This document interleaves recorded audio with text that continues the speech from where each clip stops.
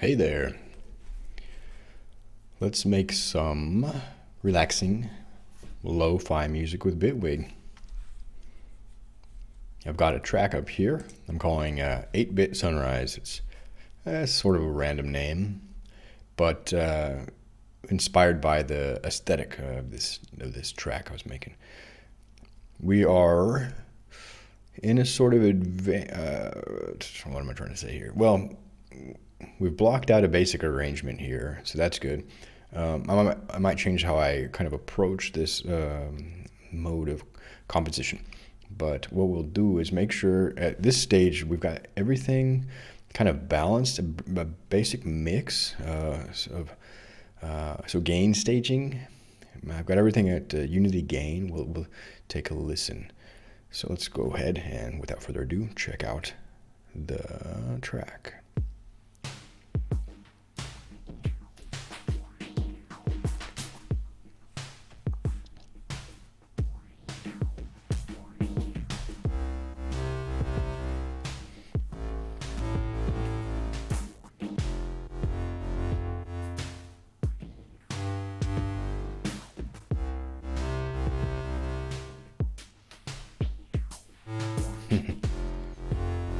It's generative, so can't always tell when it's going to play.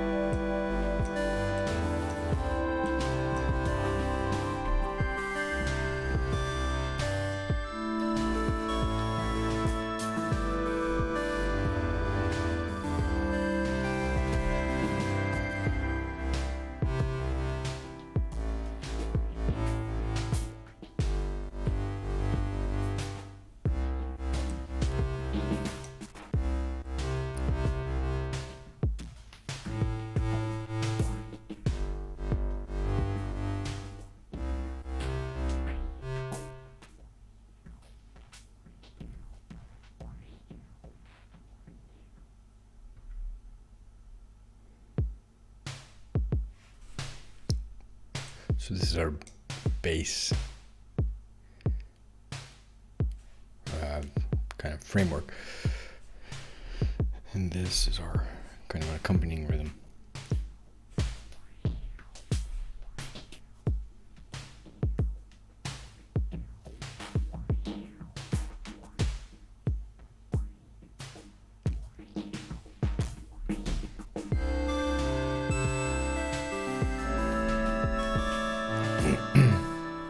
Interesting. Okay, good. So we have a basic arrangement, and it was only a couple minutes though. That's one problem. Even with 10 scenes, these are only two. Well, let's see. This is a 4 major loop, or what are we looking at?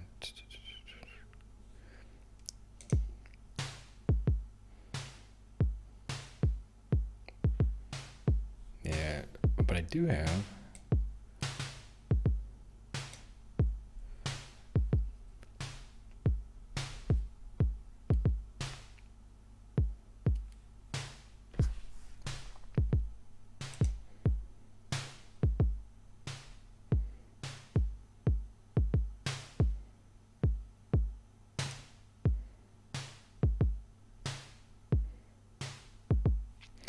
Not bad. And if I didn't do the gain staging yet, but if we put some chance,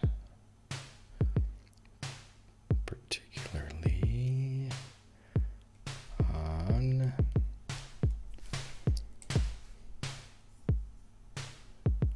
some of the offbeats.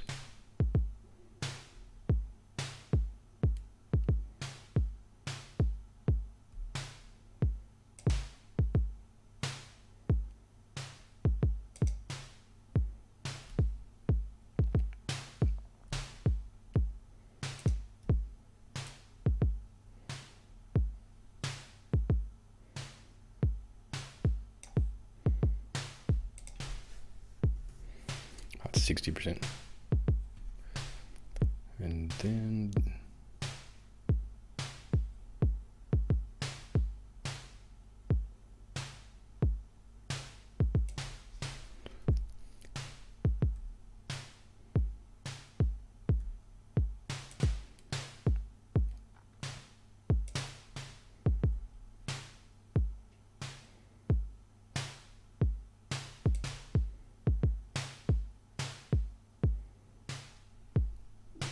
what are the offbeats here? So we have 1, 2, 3, 4. 1, 2, 3, 4,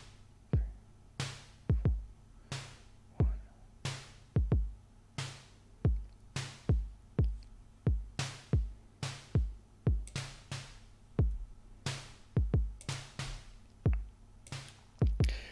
And, you know, it can loop that way.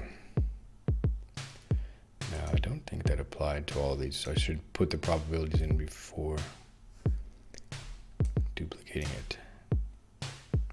Or this is why I'm thinking I'm going to change the way I compose here, because if I only have, you know, 2 variations out of all of these, I'm just copying and pasting them. Maybe I shouldn't rely on this to do so much of the arrangement, and I now can perform the arrangement.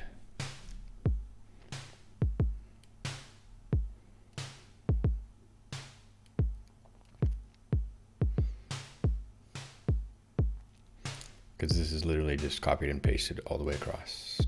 I think. No, it's not quite, is it? It is. It is. Copy and paste. Yeah, because I was using it as an arranger.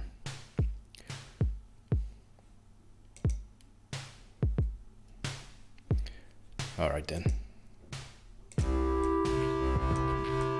I'll continue to copy and paste.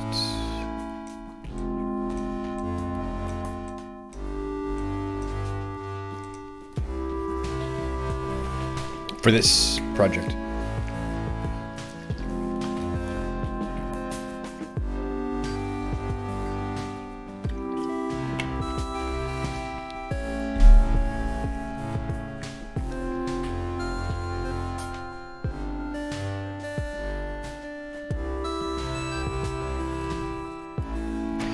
All right, but let's go back to gain staging just a little bit.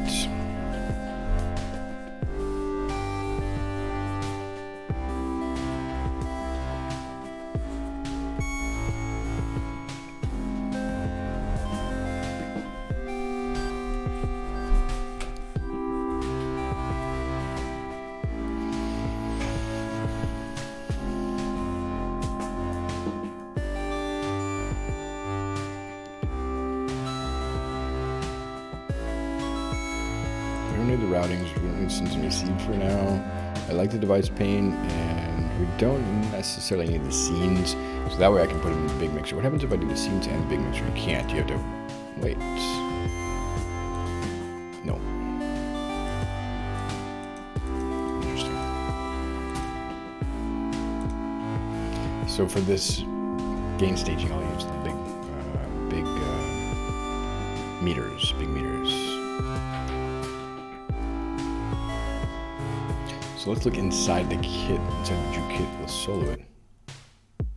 So we see our kick has a lot of energy. So we'll put a tool on that. Or actually, I don't need that. If I go here, I can usually just, it has its own volume adjustment.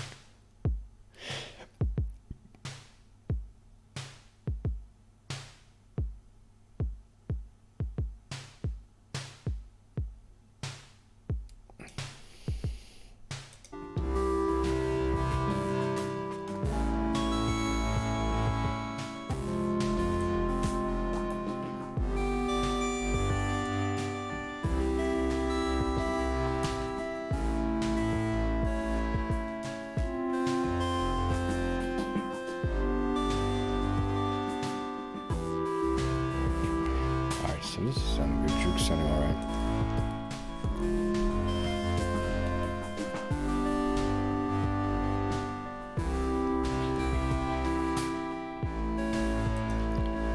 The acoustic drums.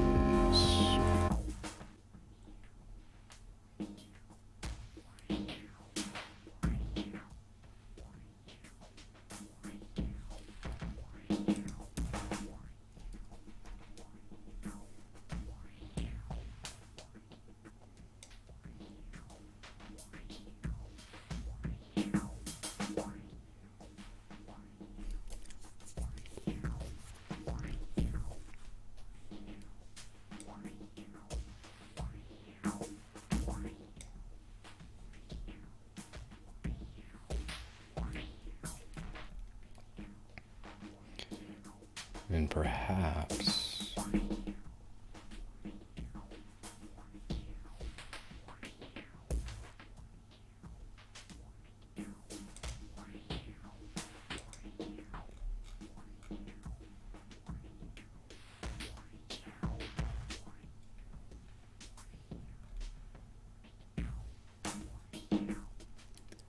where is it? Here it is.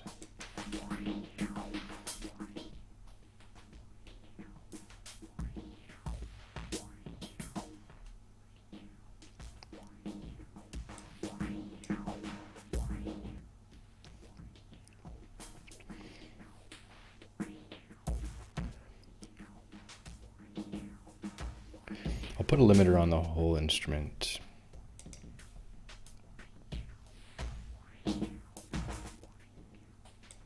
There it is. Okay, so this is cool. You can view partial somehow. What's it gonna partial? Oh, you can scroll with the mouse. I'm not sure how I did that. Anyways, all right, let's put a limiter on it. In or out? Let's see. Well, let's either mine or to be in the effects stack.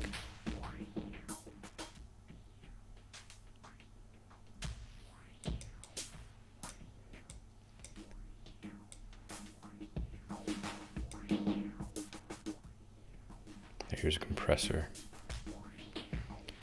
and it's not really doing anything.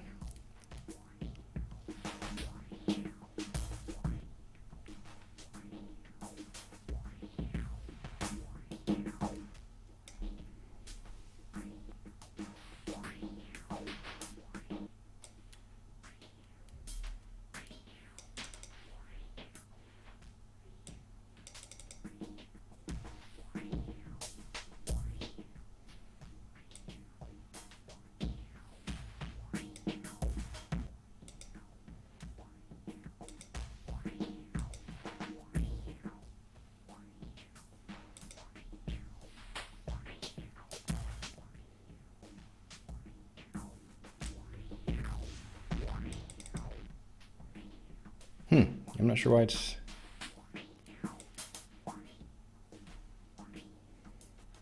appearing to have any effect. That's confusing. There, see, now we got something going on. I'm not sure.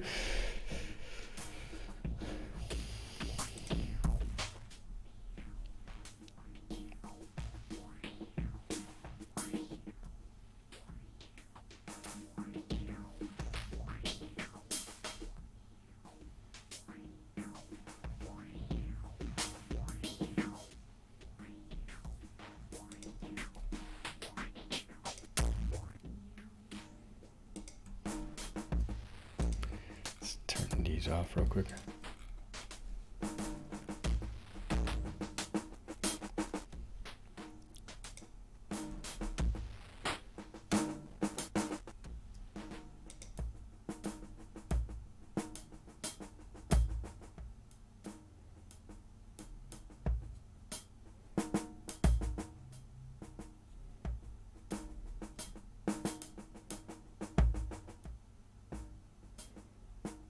So variable.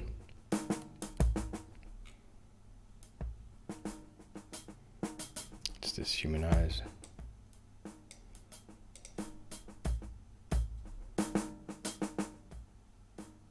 Maybe not.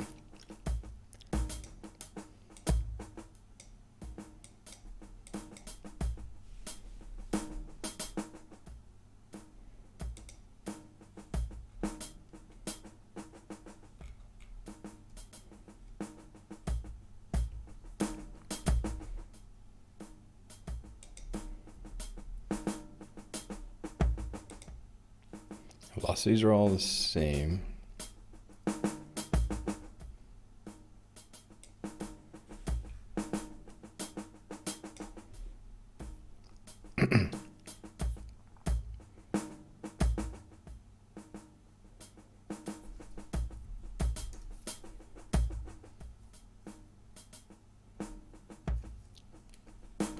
I don't see much modulation here. On the kick itself, the curve is probably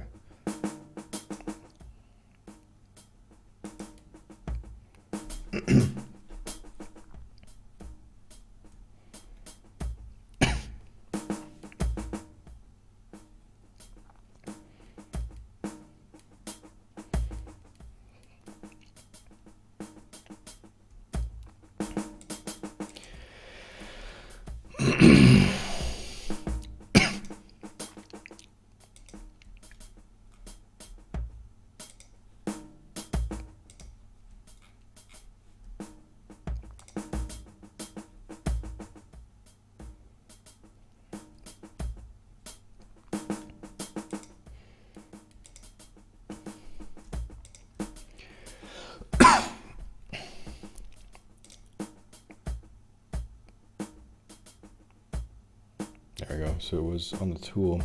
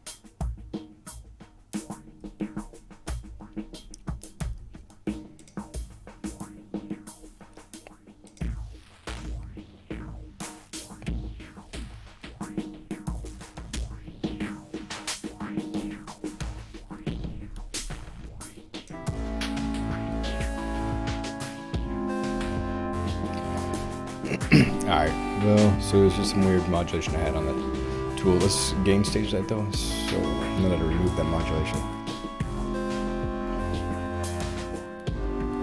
So it's not too bad. Let's see, the kick's still a bit heavy.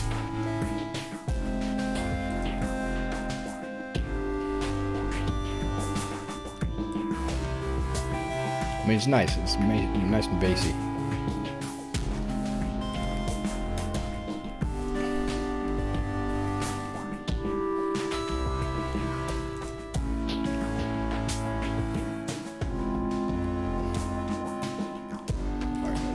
snare, we'll bring it down just a little bit too.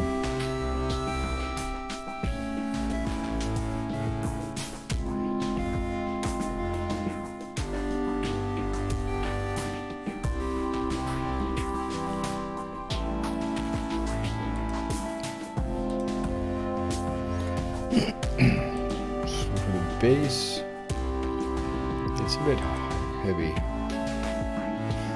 Maybe not.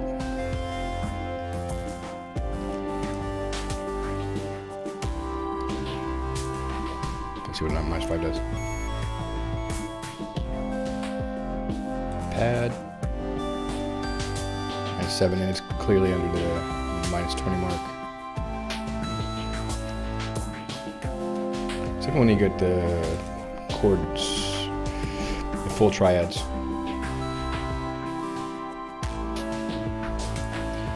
And we'll go into some sound design in a minute too, just to tweak this harp a little bit.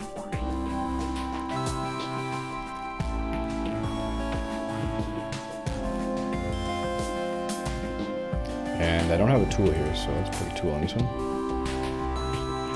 Right there with disarm the track, we made it armed for anything. And if I solo this one, it's a background element, so it doesn't need to be too present. It's a very simple element.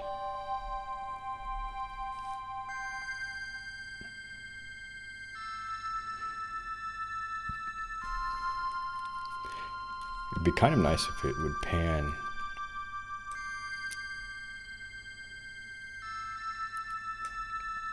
So for that, we will put a little modulation while I'm thinking of it. I don't know if random.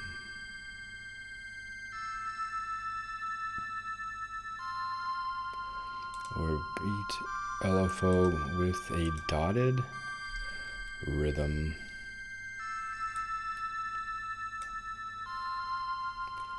Let's just hear it. It's bipolar.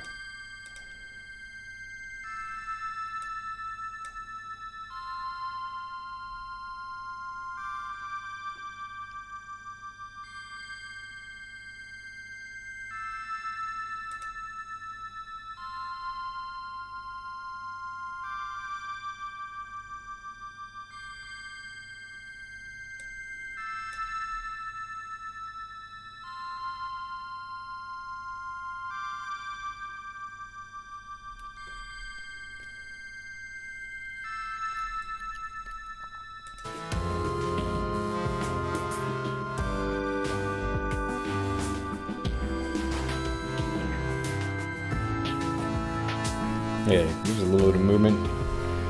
Something to draw attention to itself in a crowded room.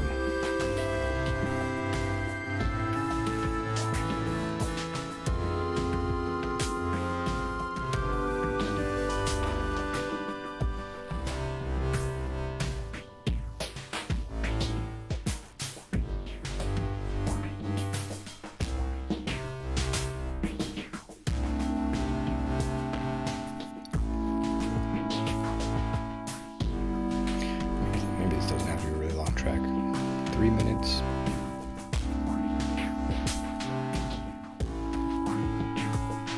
Just a friendly little beat.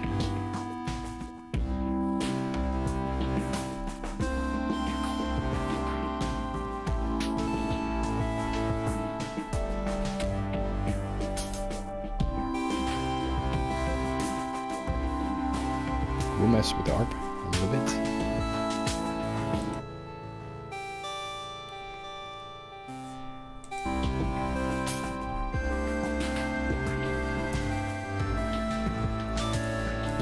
For this, let's see, where's the harp? It can also go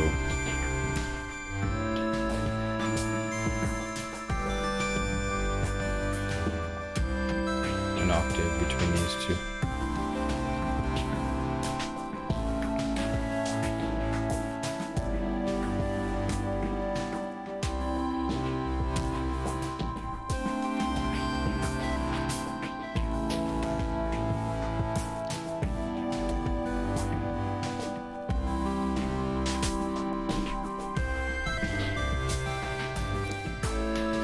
It's just a bit glitchy, which is maybe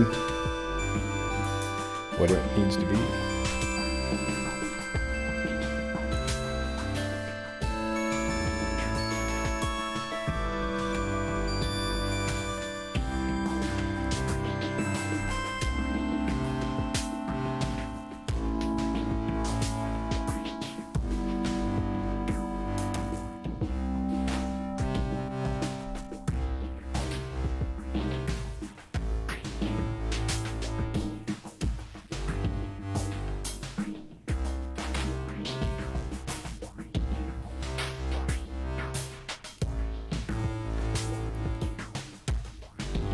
Try something real quick.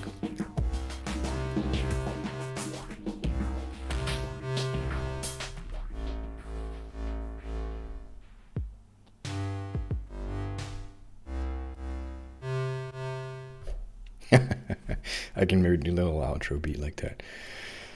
Alright, so we got a 20-minute song. No, I'm just kidding. But a 2-minute, 3-minute song. Could be a nice little interlude on an album, this work in progress album. It's a little upbeat thing. Kind of reminds me of a Mario level or something.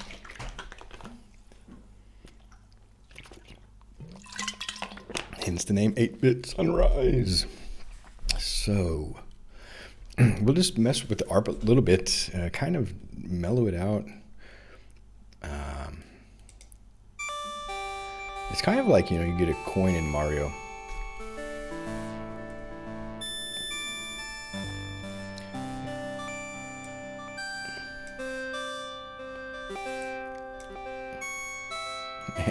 It has some interesting dissonance. I don't know if that's just... Whoops, wrong button. Didn't mean to do that. Let me find this dissonance here.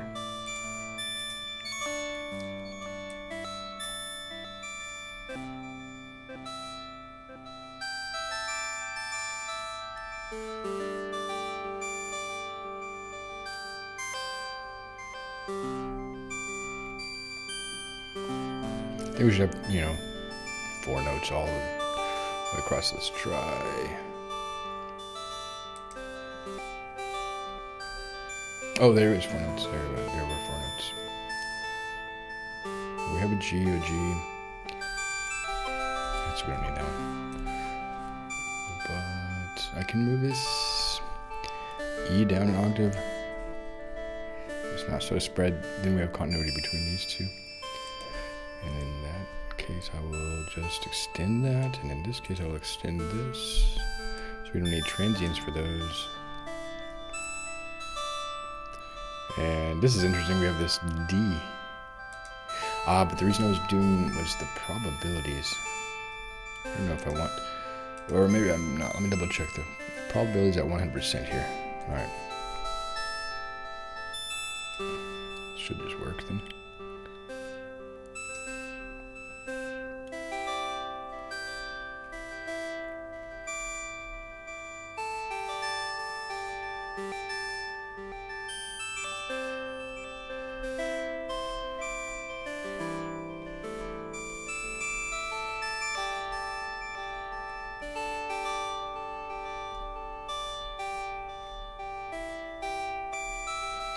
Alright, so let's see, we do have this modulating the octave.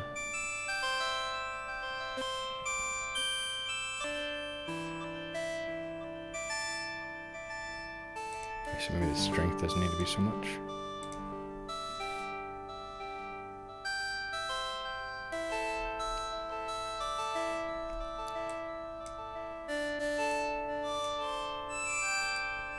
That takes a little bit of the edge off.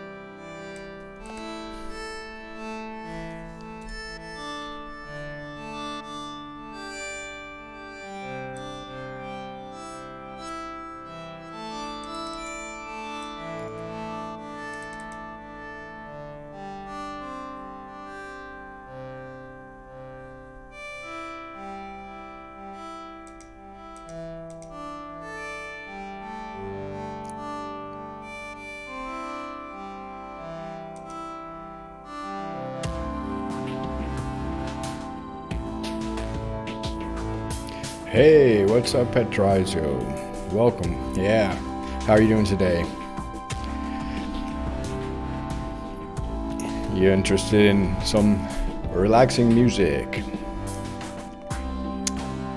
Been really digging Bitwig. It's great software.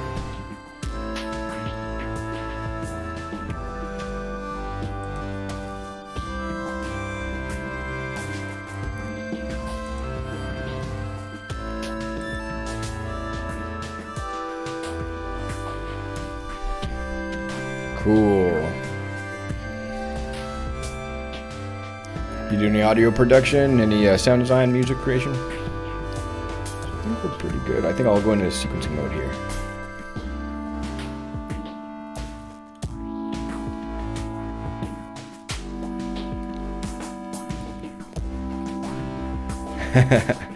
Oh no, without a job. Oh man. Oops, wrong button. Too early. Well, I do IT work as well. What kind of IT work do you like to do?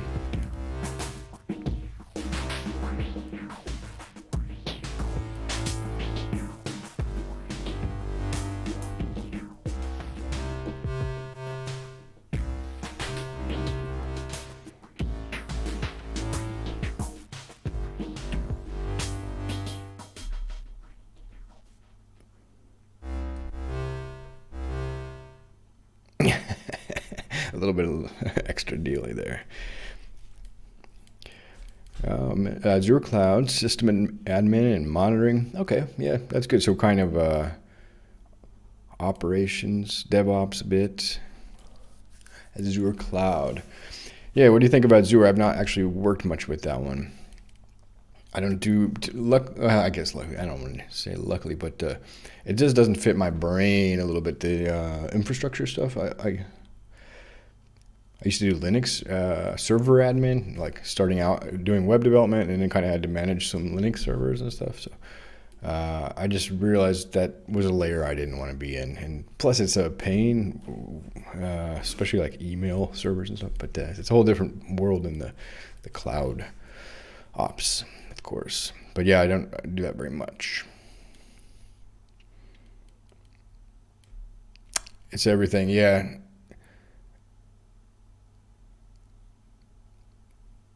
Well, yeah, I guess so. I mean, yeah, I don't do a lot of Kubernetes definitions.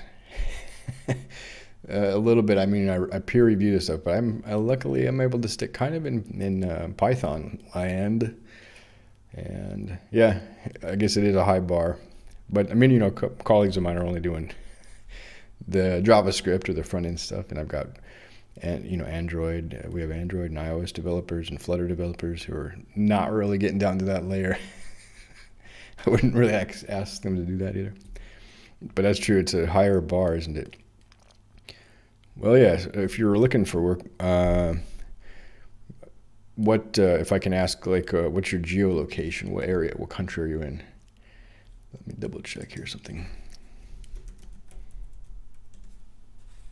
And Azure. So I mean, what's your familiarity with AWS? It's kind of transferable knowledge. Bulgaria. Okay. Let's see.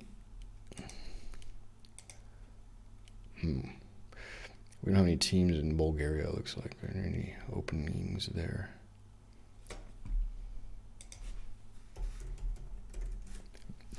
Yeah, I'm sure you would be able to get around, though, pretty good. Like you're saying, it's all inside Azure. Okay, cool.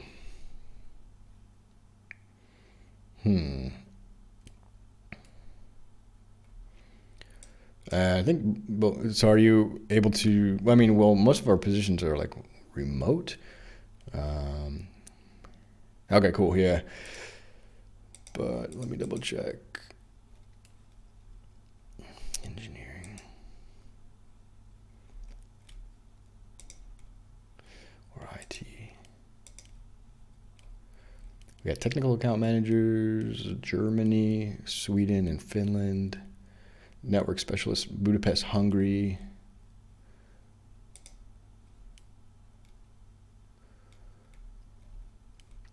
You like DevOps? Machine learning ops. security, and just general IT operations.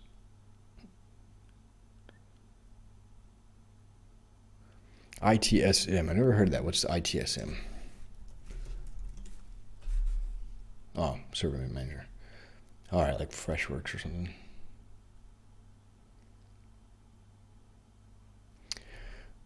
Okay, so for delivery, what are we using? Basically, we're using GitHub Actions for our CI and everything. And Datadog for our monitoring and alerting. All right, just seeing if I could help someone out. You know, it's just the way you gotta lend a hand, and I was given a lot of help along the way. So totally. But okay, cool. Let's see if we can. Let's get a little arrangement. What do you think? This piece, I think, is kind of ready to go. Yeah, true. Yeah. All right. How do I get? Now, so I gotta get my little device, and I think I have to hit the shift, and then okay. I just got this Akai APC Mini, and I'm learning to use this. Now I can have my right hand kind of. Yeah. Oh, in Finland, north of Helsinki, so a couple hours north. Here we go. All right, so what I'm going to do, I think I'll open the arranger. Can control that. I'll zoom out.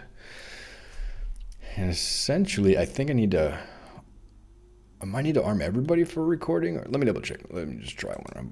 Let's try one. Nope.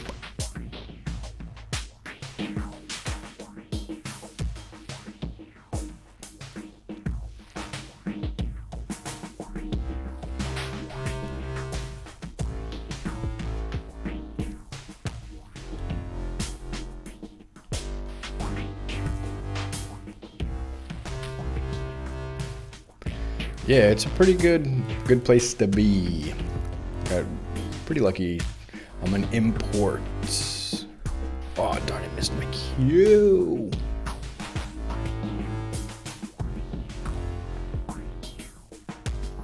Nah, I need to wait one more time. It's boring to wait though. I'll probably fix that in post.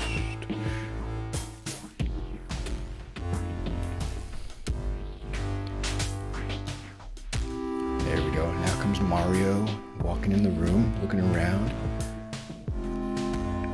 Sees a couple of Goombas over there. Maybe try to sneak around over. Oh, it's a precarious perch. I don't know if I'm gonna make it. And I've been spotted. They're gonna come after me.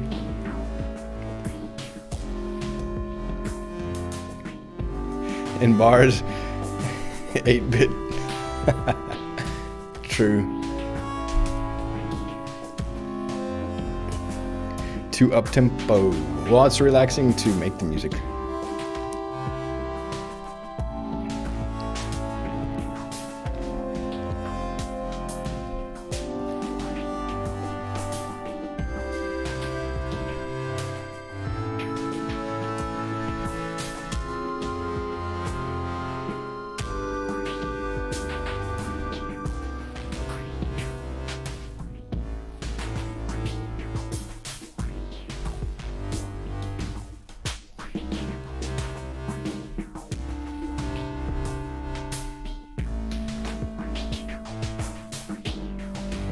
New Twin Peaks. No, I haven't seen the old Twin Peaks. What about it? What do you think about it? Pretty good?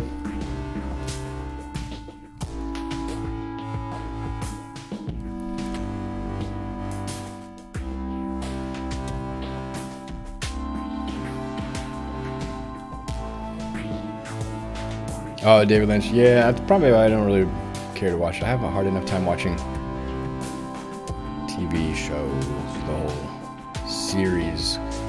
Multiple seasons. I am watching one on Apple TV about astronauts.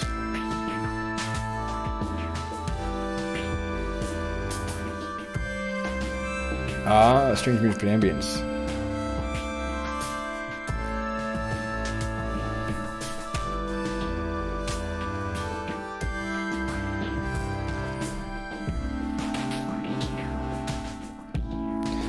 just odd, peculiar music, not really horror. Some happy disco. Okay, so it's like a ironic music, basically.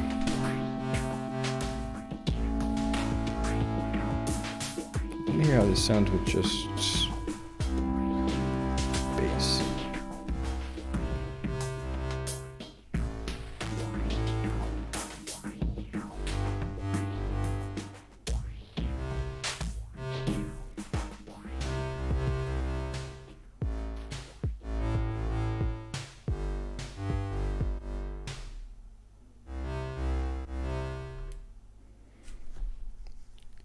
Not bad. 4 minutes. Yeah, what would you call that? Where you have just music uncanny, or where it just doesn't match what's going on the screen? What's the word for that? Some happy disco. Yeah, and that happens a lot in movies too, where they take an old song that's a love song or something from the bygone era, and then they have like a horror scene moving on it. All right, so we have a basic arrangement. Oh my gosh. I didn't think I was going to do anything with this. I thought this was just a sketch. About 4 minutes, and then a little, maybe an audio tail. So one of the things is probably don't need all this energy up front. I'm just going to go ahead and make the executive decision. But then we don't have any variation. And because I made that mistake early on. So that's going to actually cut the length of my song down.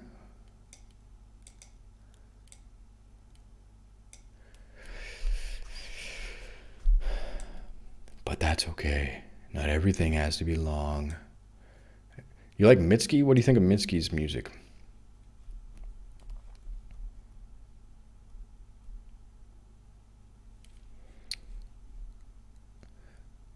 Ah, okay, cool. Mitski is a songwriter from Japan. She's crazy, though. She's good. All her songs are like 3 minutes, 4 minutes sometimes. But man, she is just an amazing songwriter. And her lyrics and the music is, it's got dark undertones, you could say. I better not play it, though, because I will get a copyright strike. But you can check her out. Mitsuki. Yeah, Mitski, that's right. You heard right. I'll just send you the link. Got it. I am going to abide by my rules of chat. But I'm not logged in. What the heck? Why aren't you logged in, dude?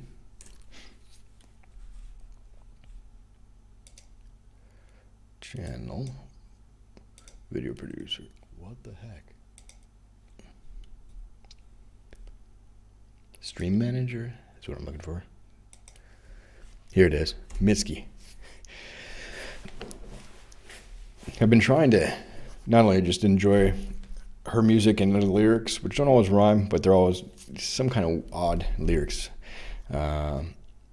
Sometimes it'll be, kind of like that same thing where the melody and the lyrics don't quite mesh, or it turns dark in an unexpected way.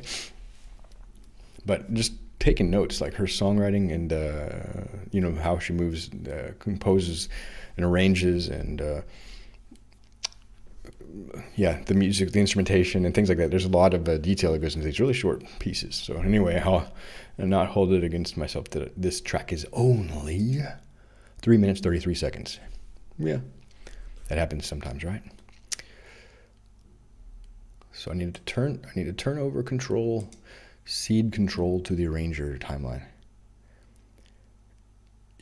Well, she's the singer and songwriter, and she collaborates with a lot of people, and people who are like arrangers, and I think she met her sort of producer in New York when she was at art school or whatever.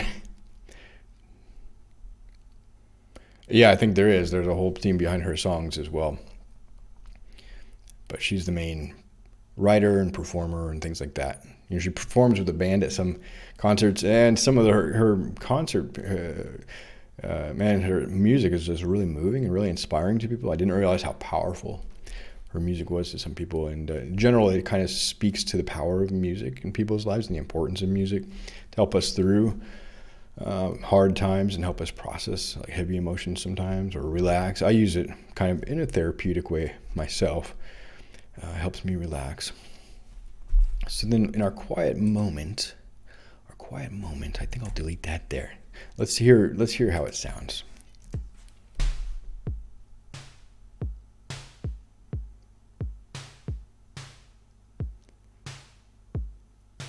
It's going to be a little bit boring.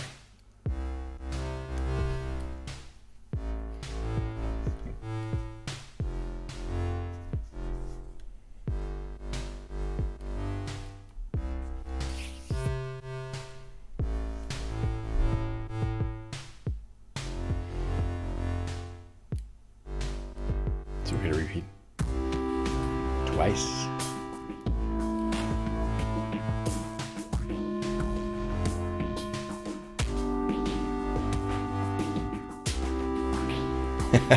That's true. Yep. And maybe more happy. Some of our music is like, it's not sad, but it's really heavy. Like her song Crack Baby. It's Mitski.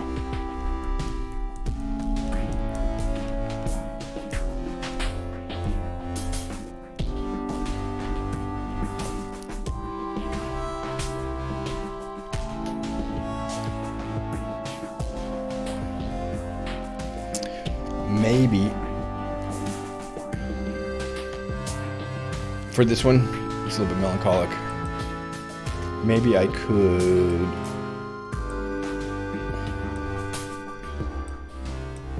fade these drums in. Now I'm thinking like the sound design, arrangement and stuff, right? So we want it to be full here.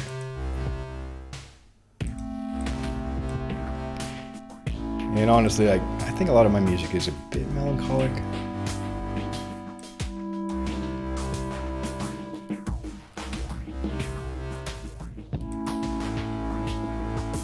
Let's do the same thing here.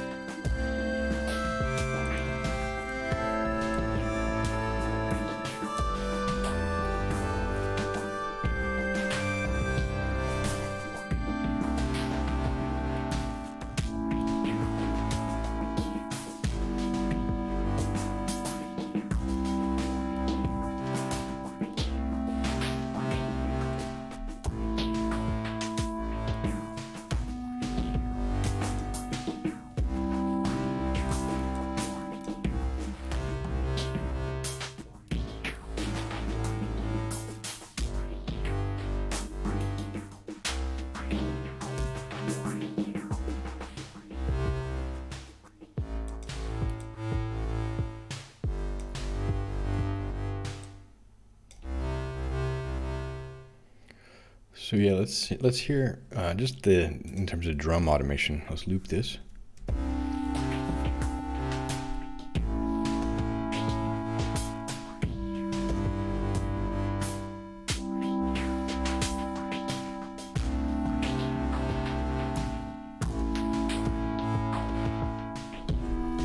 think this could come in over a longer period of time.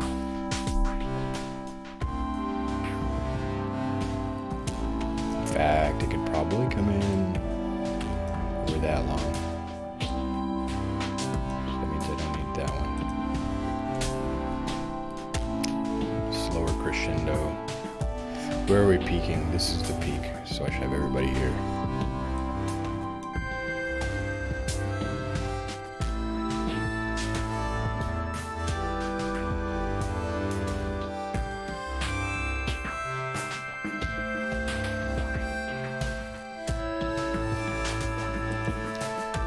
wondering, should this go up to C4? It sounds a bit high. Let's drop it. Oh, but that's a bit. Now we're at A1. These chords are spread so much that we'll invert that. Let's see. There we go, A3. Try a different chord inversion.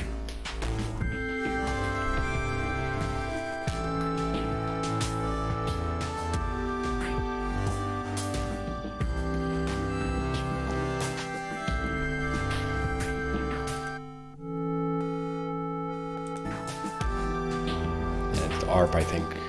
Oh man, we're all up in the 5.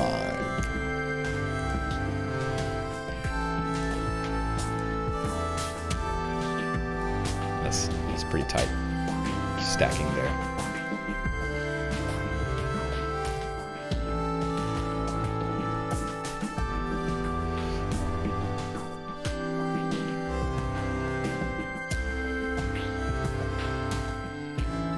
Previous one was so D3 to G4, and it's basically the same range. I think that's why I did that.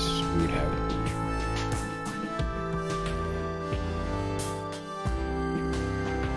the energy increase by disable looping.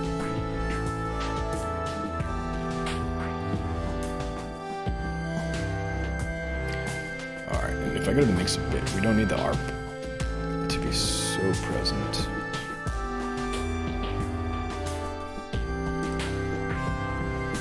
-1.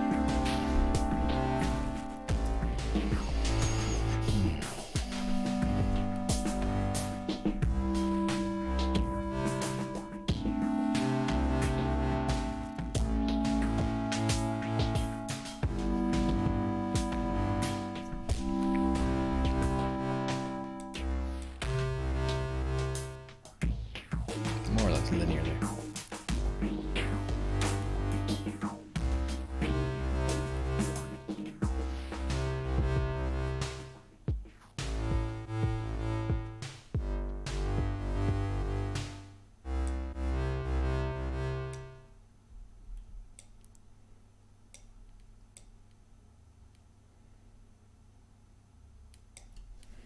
Cool, we're getting along the way now.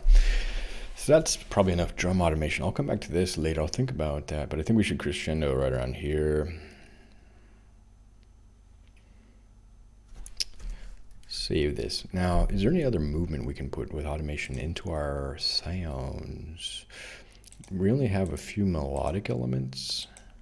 This is such a sketch. I wasn't even really planning on using it, but might as well make something out of it. I was just trying to learn Bitwig itself. This track is like 100% Bitwig. I didn't use any third-party VSTs or instruments. Really, I've only had Bitwig a couple of weeks, 3 weeks maybe now. I'm not sure exactly, but it's really already changed like my whole outlook on audio production. It's dang good software, and the modulation, everything in it is so just well designed. All right, so let's see. What can we modulate? What kind of knobs can we turn? And it's got this cool thing where you can wire all these things together. Oh my gosh, it's amazing. And then just the colors, it's so vivid. It's just fun. It's inspiring software. It's good to have inspiring tools, you know. Okay, so I've got this polygrid instrument. Let's solo that. And why does it keep arming the track? How do I? It's arming when I click on the track. Okay. There's probably a setting for that. Let's go ahead and just loop these two and just see if there's something. This is already moving around a little bit.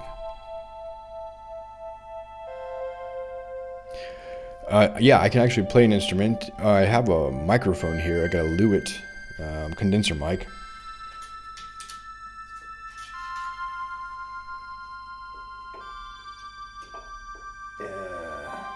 You know what microphones look like. I don't have to like show you my microphone, I guess, but now I'm off the. There we go. So if I go over to the range, I'm on the range review. I can add an audio track. And so you can just record anything on the audio track. I just, in this project, haven't done anything with that. I don't have my microphone hooked up right now, but I'm going to try recording some guitar loops, things like that. So yeah.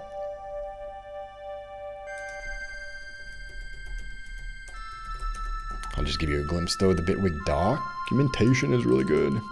And they've got some examples. Recording clips, for example. So if I hop over here.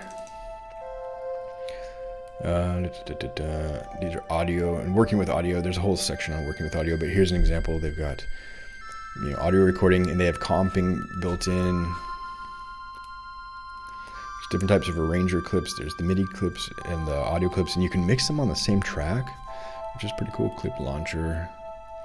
Working with audio events. This is like the documentation that shows you all the things you can do with audio. It's actually pretty sophisticated. Yeah, I don't think I should sing. I will end up yeah, the police will be called. But no, I'm just kidding. Maybe I'll sing and do some stuff with my voice as well.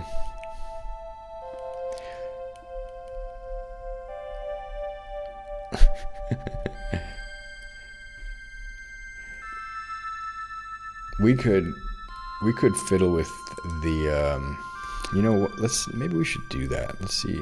Let me get this to stop looping for a moment. Let's see if I can do something with my voice here. Okay, firstly, I've not even recorded any audio in Bitwig, so that's that.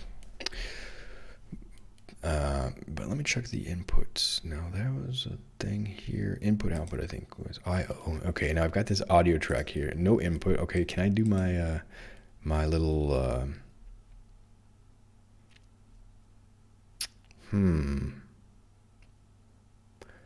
that looks like it's not configured. The mic that I'm on stream with, I should be able to record from this my thing. Input device, MacBook Pro microphone. Here it is, my Rode NT. Okay, apply that setting. Rode NT. So that's how you do that. By the way, Bitwig does come with a bunch of other, even acoustic instruments, like orchestral instruments and stuff, and a bunch of sound design presets. So that was cool. That's how I kind of started into it. Now, I would like to select my Rode input. Hello there. Hello. Armed. I'm armed for recording. And I think if I just... What's the grand plan, by the way? Video game music, it sounds like a viable thing to do. The grand plan is right now, I just want to make some music, learn how to do that and share the music with people, so you can download it for free, things like that. The second plan is to help, I found that music has really helped me, it's a bit therapeutic, and I think I can help other people with music. So I'm doing some little concerts around town, singing with a friend. So finding ways that music can be a tool to improve people's lives and to connect. And yeah, I'm building, I guess, a little bit of a portfolio by uploading music. I got like a SoundCloud and a Bandcamp and a YouTube. But yeah, video game music I think would be good. It would be maybe nice to eventually transition to producing music more full time. So I would have to think, what are my options there? There's a lot of people who want to do that. So maybe that won't happen for me. But what are the options? Video game music, film scoring, commercials, album sales. I published 4 albums or so, 5 maybe. And I think I made $7 from those. They're not professional quality, so I'm not complaining. I'm just saying that didn't seem like it was happening. Didn't seem like that's manifesting the money from those. All right, so it doesn't look like I got a recording there. That's a sandwich and a cola. I'm not complaining. Actually, I haven't actually been able to get that money. It's still in Bandcamp. I think you have to make like a certain amount before they'll transfer it to you. Okay, so then if I do this. This is a test of the emergency broadcasting system. I don't see anything happening there, do you? No. So that didn't seem to work. Sandwich and cola, though. Yep, for sure. Yeah, I should buy myself a sandwich and cola just to celebrate. I got $1 yesterday. In fact, somebody bought my electronic album on Bandcamp, which was basically, I was trying to figure out how to organize my music. At that time, I just thought, well, if I make something that's electronic, I'll put it in this album, and it'll be a continuously growing album. But it turns out recently that I've been focusing more and more on electronic music, so I just have started making some albums. I'll try this one more time, because that would be kind of fun to play with some audio. Okay, so I've got this track. It says stereo in, but I don't see any activity on my VU, right? There's something up. So let me check my settings again. I'll get my output device.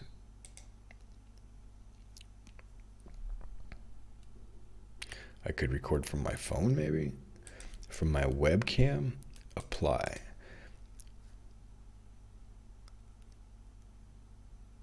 Input, stereo in.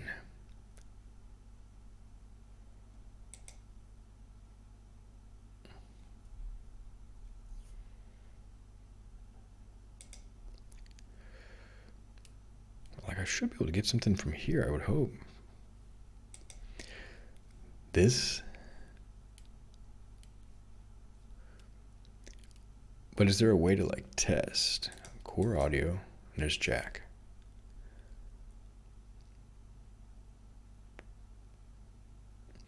There are plenty of game devs who can't produce sounds and music, and they are always looking to pay a little something that fits in on the first try. Yeah, it makes sense. So that would be something I'd be interested in doing for sure.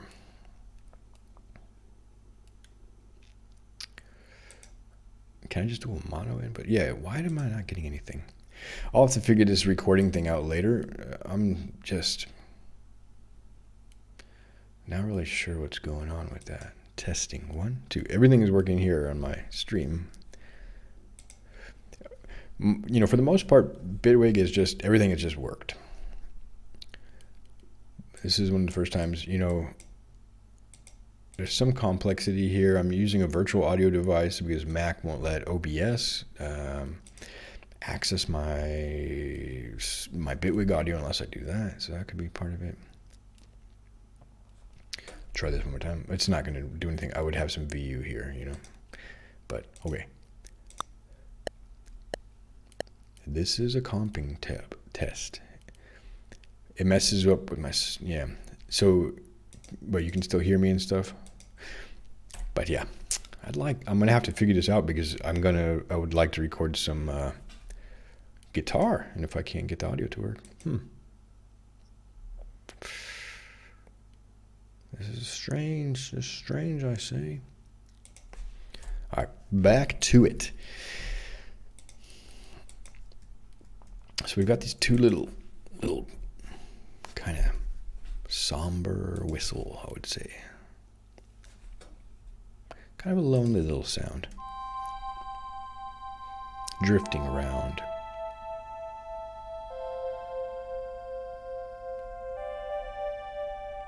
You know, maybe, just maybe, the lonely drifter should come in before the ARP.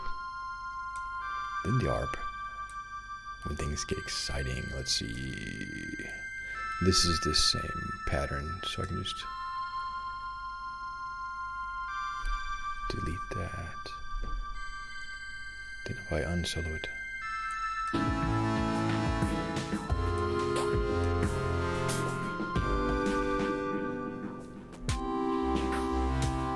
Yeah, not bad. Should make packs of short thematic music compilations. Things that can be applied to game and videos. That's a good idea. I don't do this channel to necessarily self-promote. I just kind of like hanging out and chatting and stuff.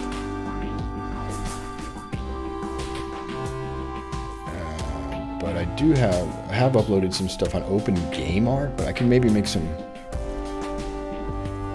packs on here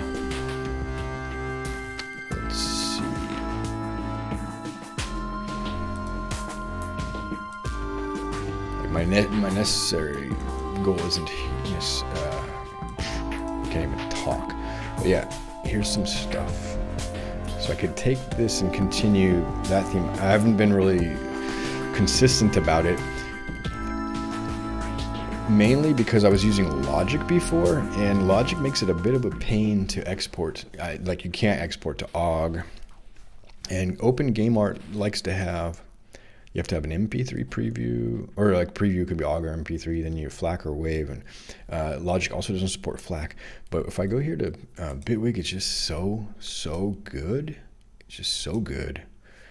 Right here, I can just check off all these. WAV, FLAC, Opus. I think this is more for speech, like podcasts and stuff maybe. I'm not sure exactly. Opus codec though.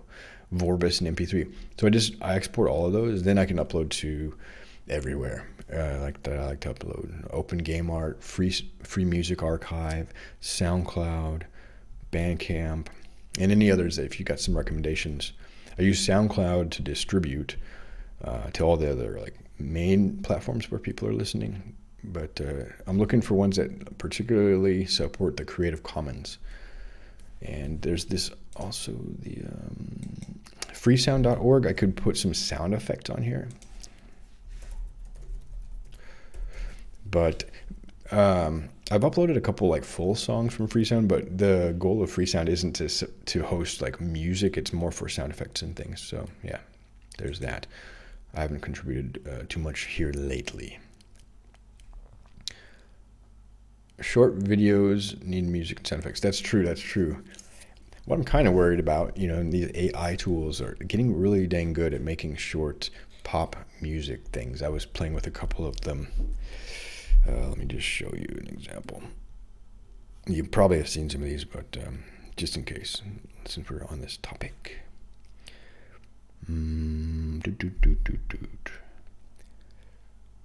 AImusic.so.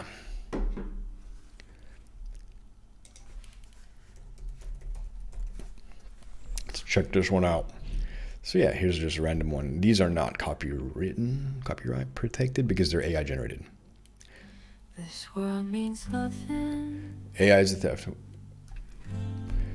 It's nuanced. No family, no friends. Can you hear it? Yeah. Plain and simple, useless. This is a pretty somber song. My whole survival is based on sounds, on strangers and words. Yeah, so you kind of get the idea. And you can describe a song and it'll write one. So up to 3 minutes. They're getting really better. They're not necessarily generating stems, but they'll generate sound effects and stuff. I use some AI stuff here and there. I'm making videos with them. Yeah, I know there's a lot of ethical issues going around that. It's not black and white. It's not a simple thing, but yeah, there are some transformative things that the tools use, that the tools provide. So I'm not like anti large language models and generative AI by any means, but yeah, cautiously optimistic. And yeah, I think we have to work out how they're sourcing their materials, training materials and stuff like that as well. There's a lot of ethical issues still to be sorted out. I'll put this back over here for now. So anyway, I'm over here making my stuff manually still, the music part of it. But the music videos, I don't have any budget or skills there. And I don't want to diversify too much. I've done that too many times in my life, and I've ended up not doing anything because I tried to do everything. So I have to kind of pick my little zone and stay in it. And that's, I think, music. And in my day job, I do software. All right, so we're going to do a little bit of sound design here. I think I need to take a bio break real quick and refresh my water, though. So I will be right back.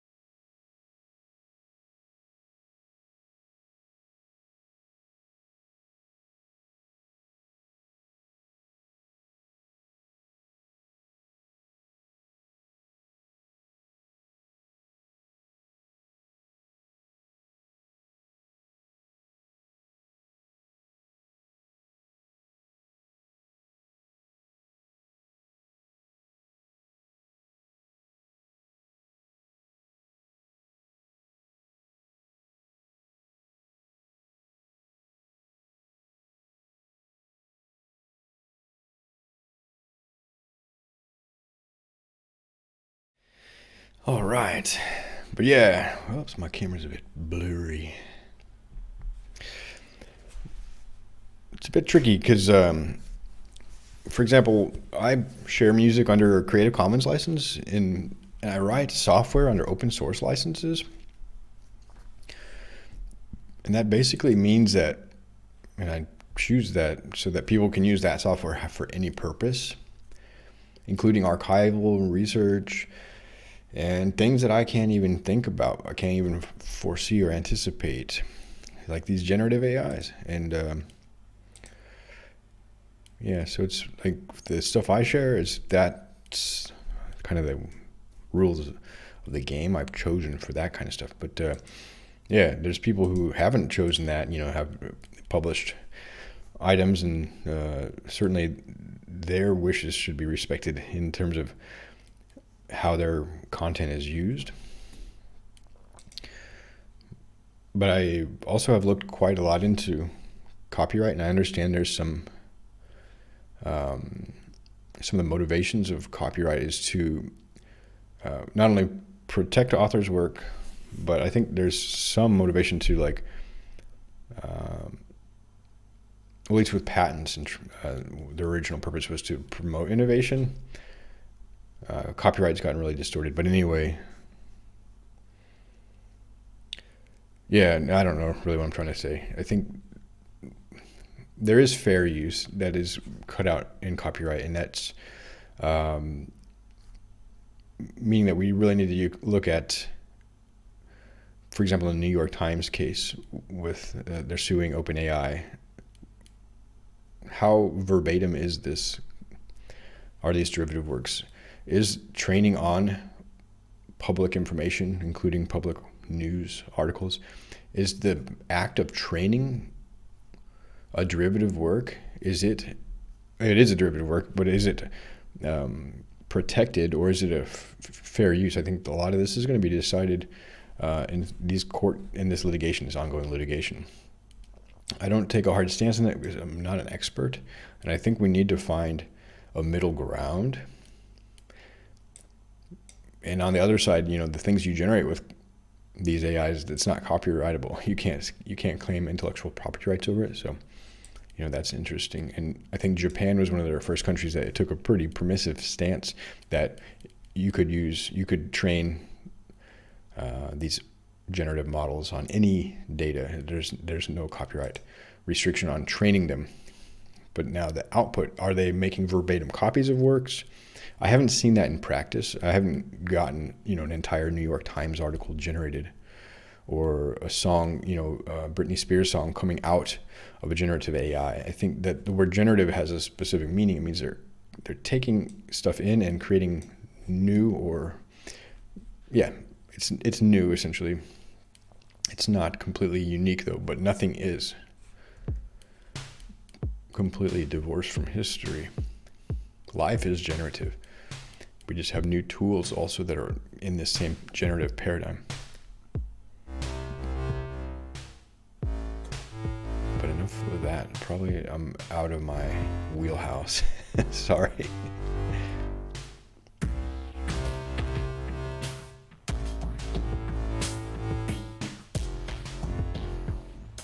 So yeah, it's pretty heavy at this point.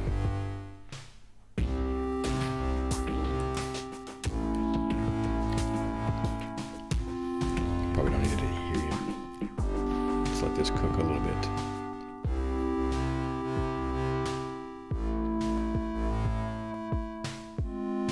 We can let this cook a little bit. Really, we're going to let all of these cook in the first half.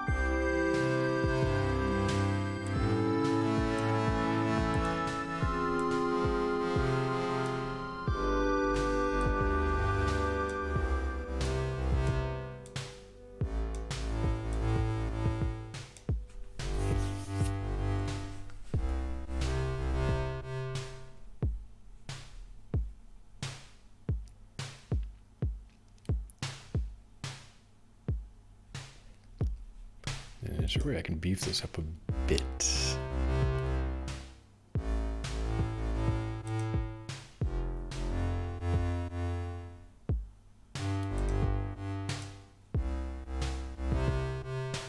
I know a way to beef it up.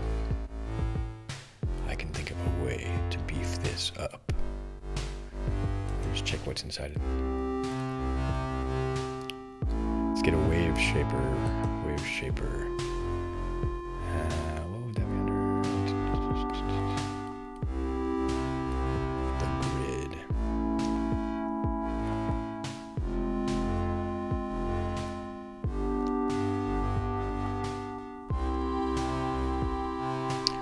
Sort of a distortion.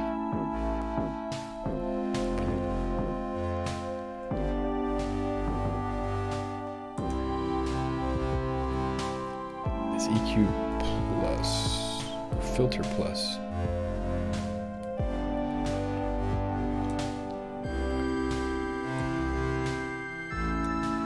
Has some heat.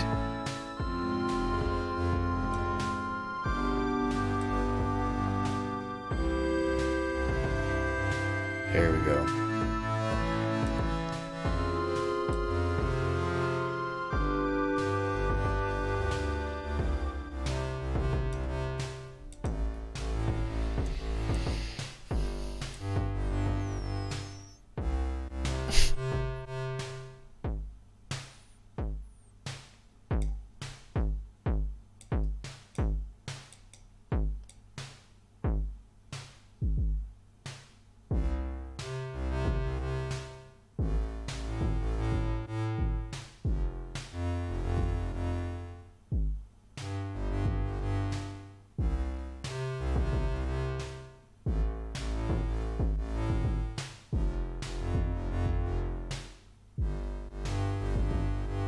Put a little movement on that.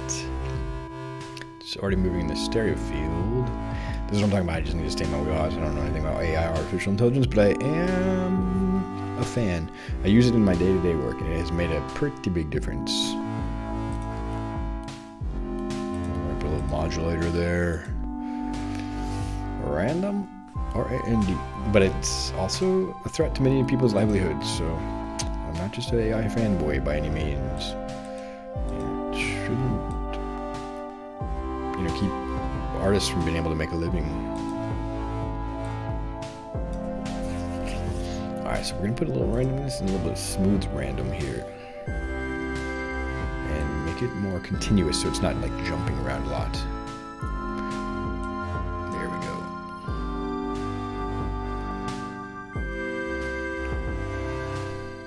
But it can move a little faster perhaps.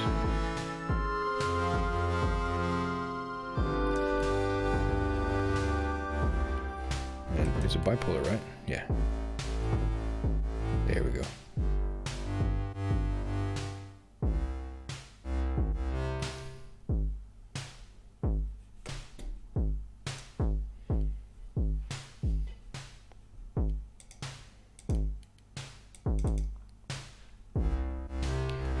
Alright, so we have a little bit of movement in the bass.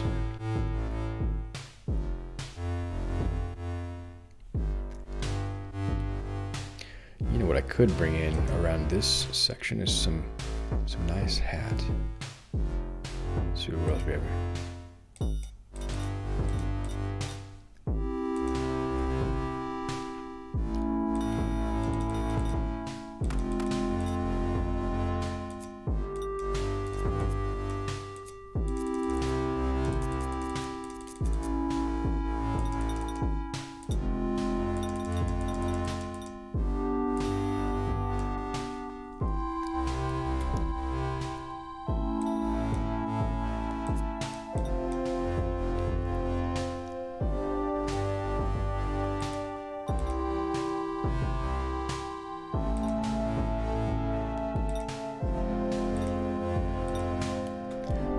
This real quick.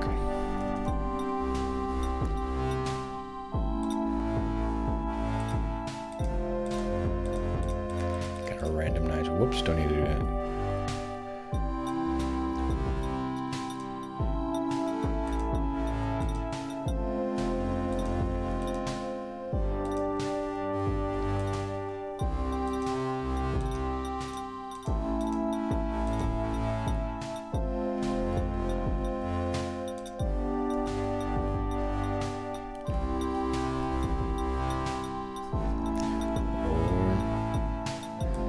So what I think is an idea, I could do this. Check this out.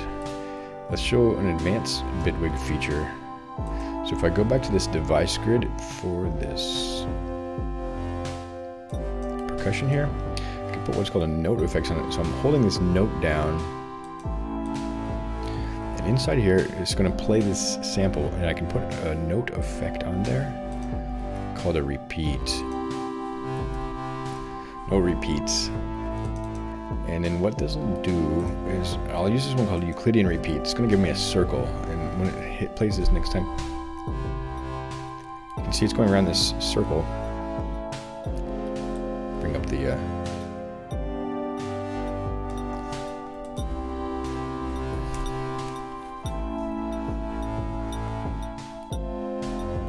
so I'll give it pattern length and the number of repeats.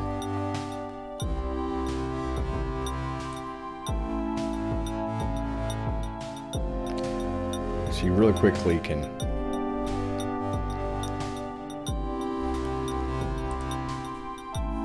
just put it at 0 dB.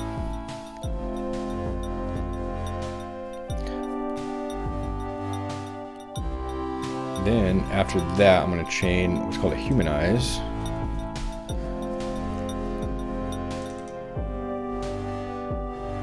And wait for the next cycle. That'll add some velocity and timing offsets, as well as maybe a little bit of chance. So I'm going to play all of them.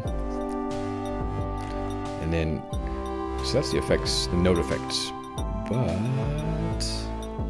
inside of this instrument, I have an effect grid. So let's put a delay.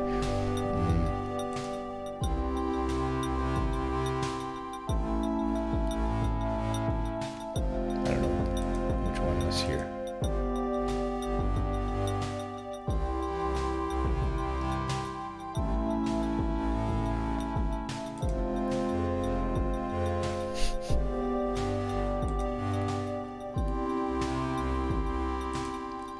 Kitchen sink delay, including ping pong patterns and such and such and such and such. So let's go with this.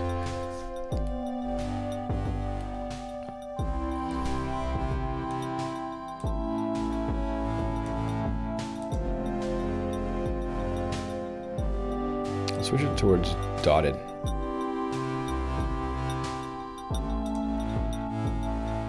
Let's just hear it. Put some diffusion in there.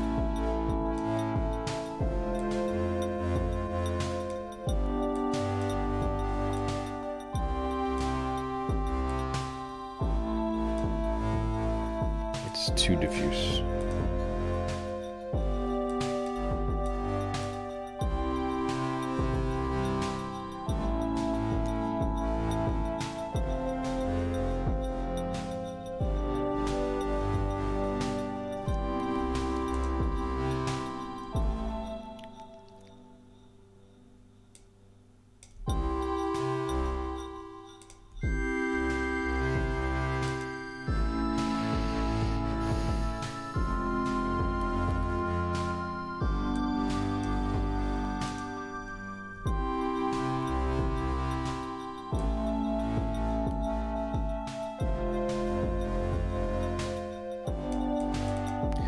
I think I can take every note,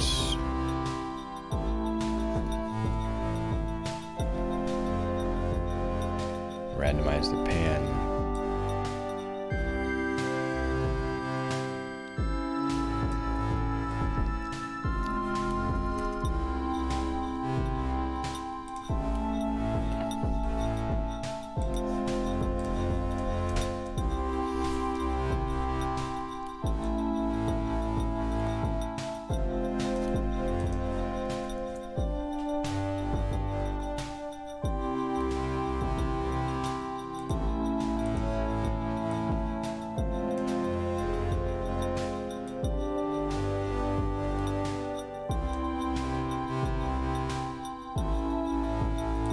Oh, and it has already a built-in probability, so that's good.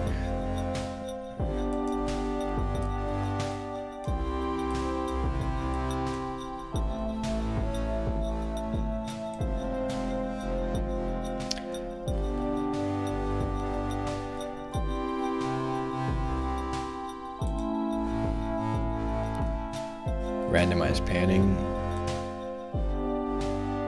There's a little preset here.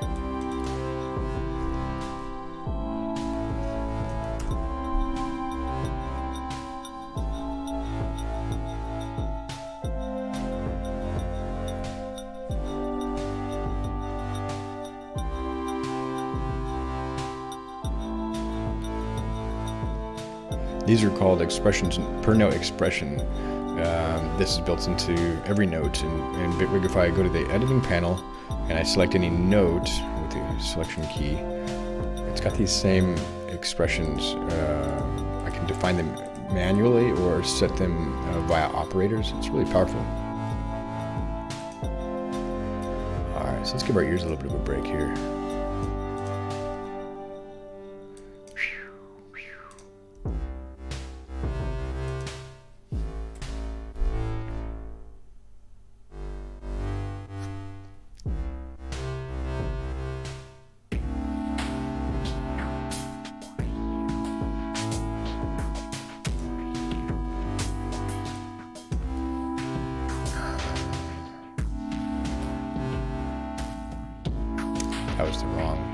I was automating the wrong parameter this whole time. So actually what I wanted to automate was this mixer volume. So what I'll do is I'll show all and I'll kind of emulate this mixer.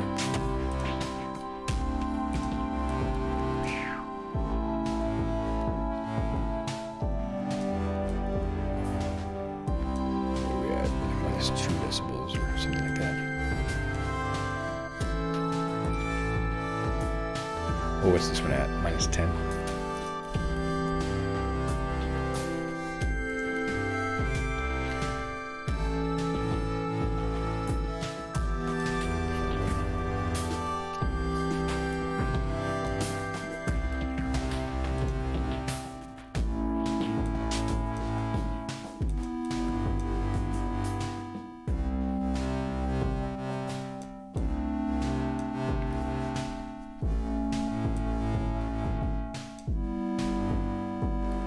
And I'll do the opposite here. Mixer, I've got to be just careful about. Let's start this one here and go to here, back to here. So kind of fade between the two.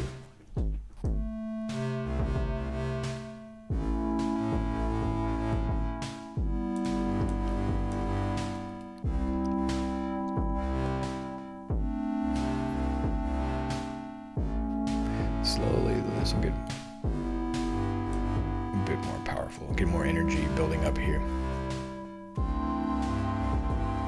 from the starts.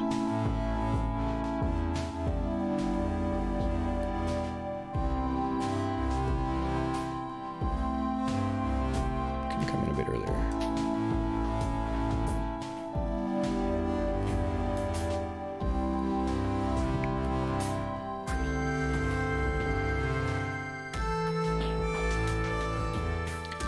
I'm wondering if on this device move, if I put a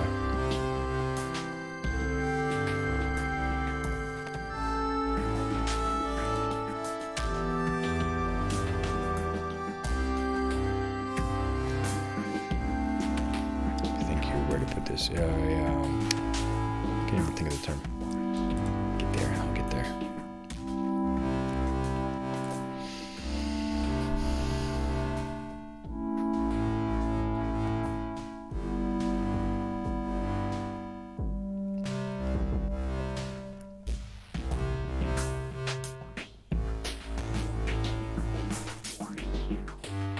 Yeah, chorus effect, that's right.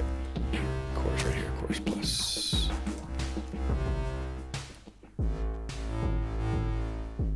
I think I'll try to do, it's got this nice looping.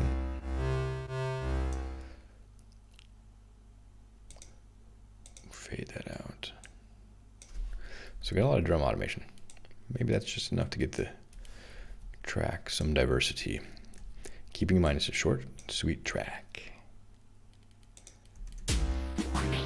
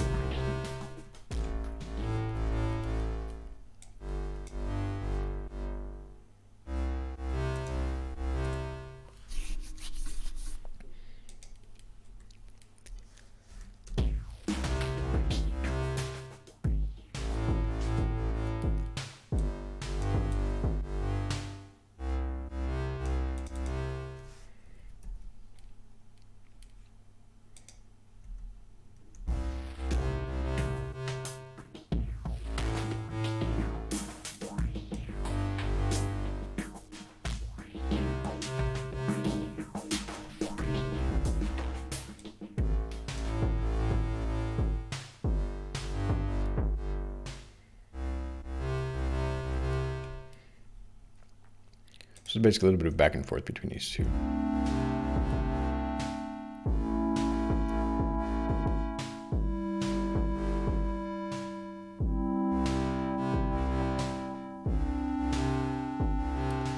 And that snare could use like a little bit of a delay.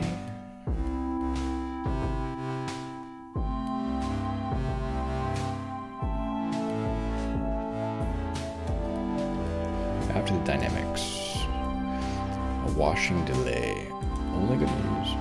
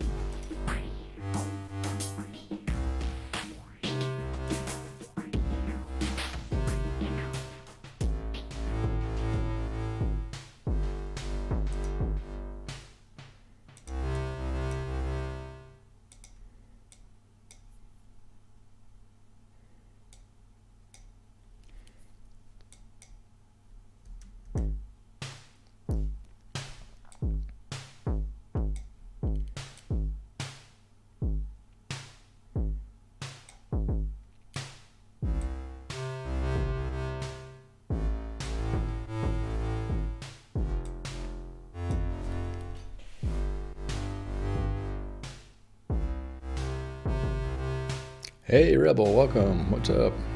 How are you doing today?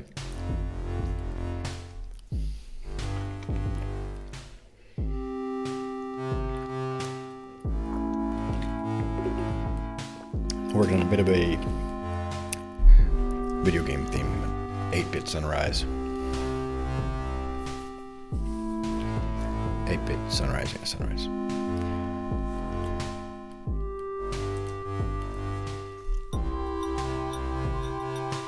I like that little hat. Let's put that over here as well. Like there. Whoops. But don't copy the automation, please. Just. But wait. I can put it in a place where there's actually a little bit of that drum sample still there.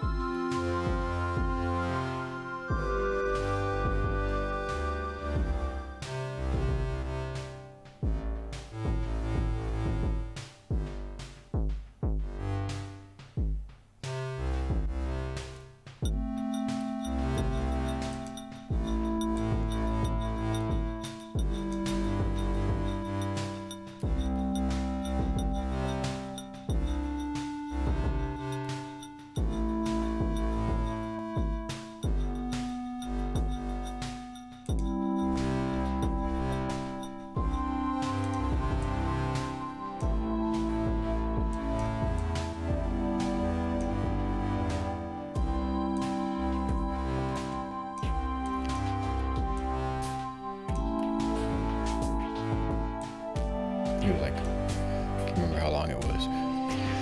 What have you been up to today, Rebel? You looking forward to the weekend?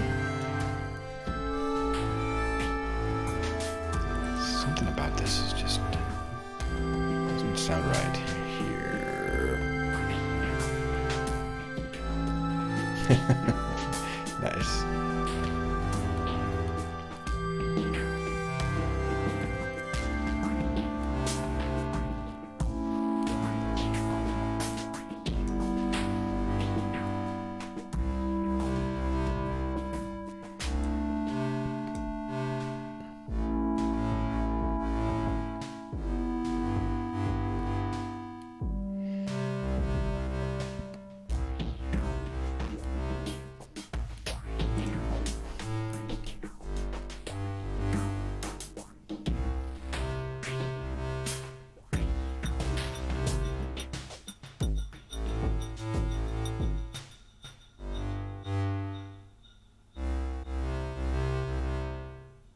Yeah, it's all right. Kind of a groovy little track. Maybe for a future video game, you know? I'm doing pretty good. Enjoying a Friday night, making some music. Oh, it's almost 9 o'clock.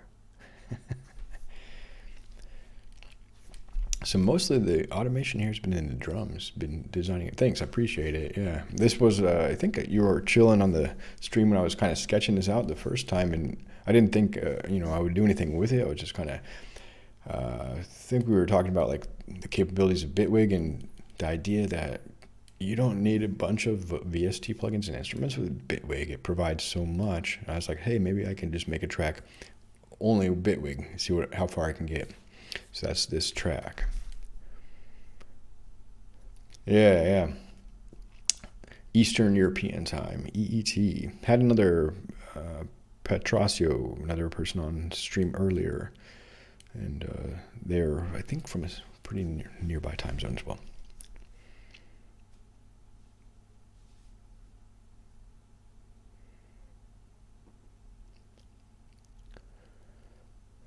Which way has it been going? Oh man, by the way, we got some snow today. It's great. I mean, it's nice, but oh man. April snows, you know. All right, so maybe I'll work maybe around 20 more minutes on this. I don't want to overdo it. I got to give my ears a little bit of a break for a moment, though. Hope we can chill. You got any plans for this this weekend? Well, yeah, it's nice, and it's a beautiful snowfall, gentle and not too slippery. But I think I could use some movement in these two. I've been focusing on the drums a bit, so let's go ahead and ignore the drum automation for a little bit. Come back to that later. And the bass, I could get it. I have some harmonic variation in terms of introducing the fifths. So we have mostly octaves, but then we have fifths introduced here. Yeah, driving in snow can be dangerous. Bicycling in snow can be dangerous too. But I don't drive, so I'm lucky, I guess, that I don't have to worry about that.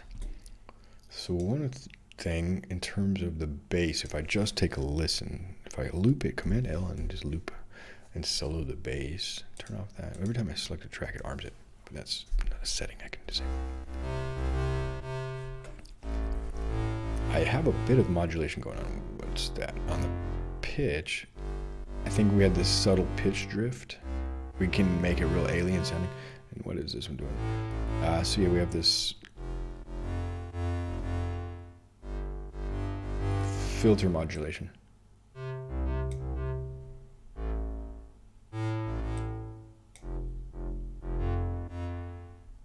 That actually makes it, changing the cutoff makes the center point makes it a little bit more pronounced.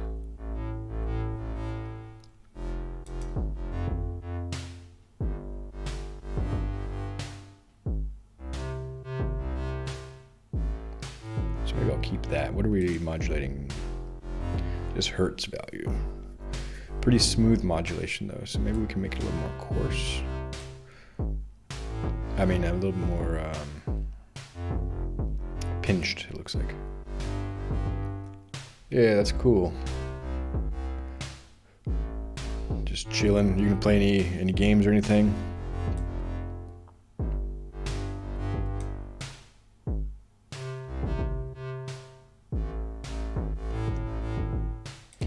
We could clock this to a bar.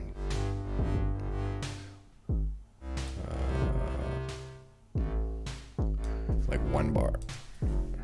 Let's see what that does.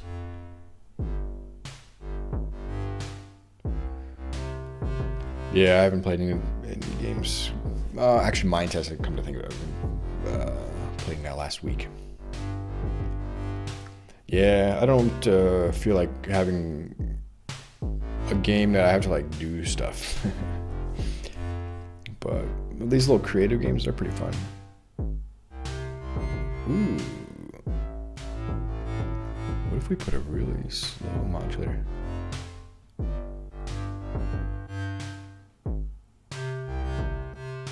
Really slow.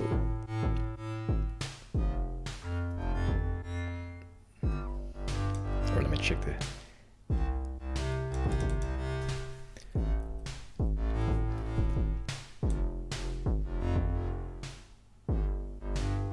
It's too much detuning. A little noise fattens it up. Got the bigger sub oscillator.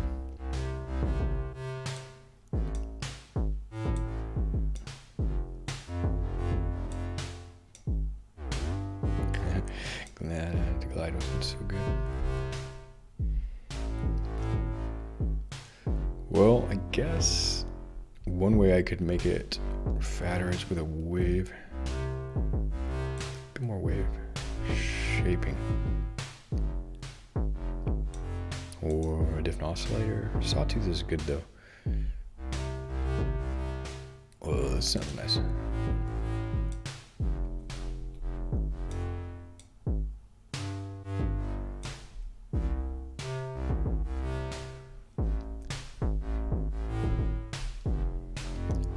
But what I'm getting at is I think I want to drive.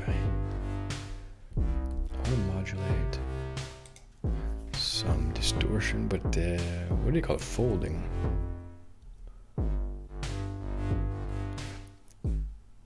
This has got a built-in filter. Saturation. Saturator, maybe. Ooh, that made a little difference, didn't it? Boom. Ooh. So yeah, that's probably what I'm looking at. So if I wiggle that knob, saturator drive, let's start it off.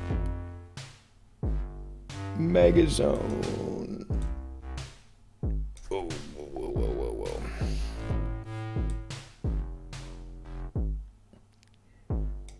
So what's the default here? This is the default. Set that at the default.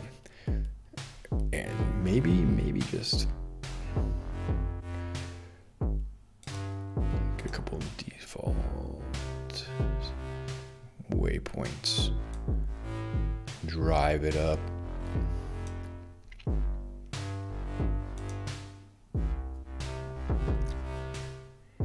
Over time. Drive it up.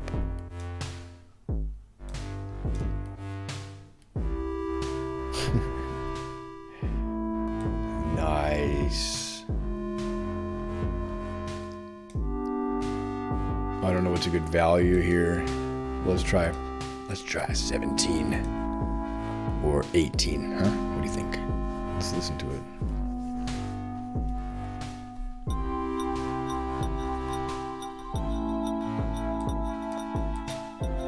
Darn it. Just this one.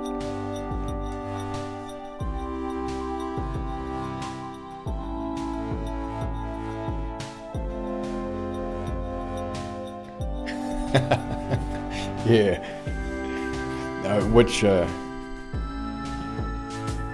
Which part? Underground? Or like exploring the Great Plain? I don't know. Maybe all the places. I haven't played that. Let's see if we got runs of the game.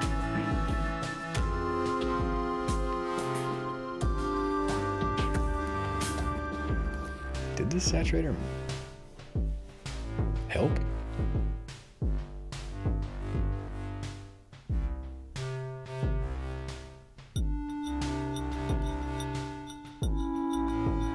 This is the one that gets the Zelda themes, this pad, I think, right?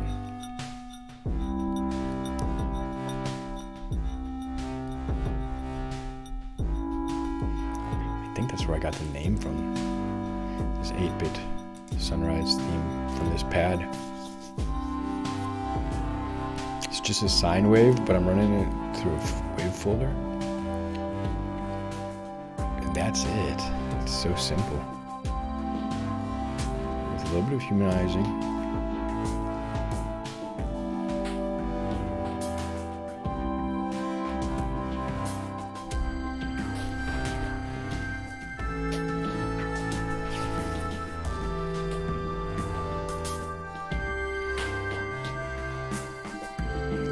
Yeah, that'd be tight. Menu music for an unknown game.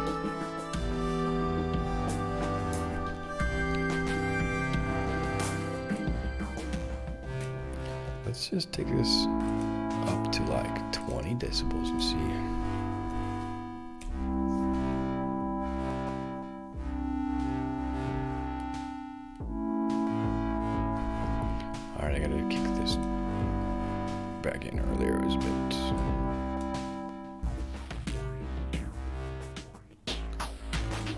quiet.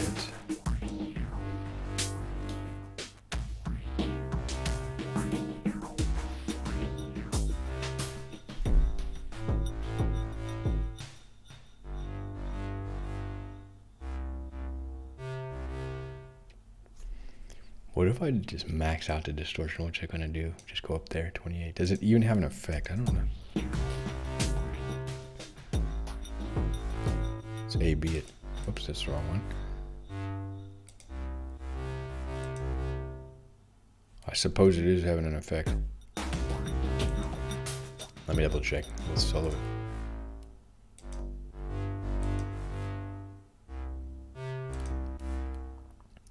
A little bit, but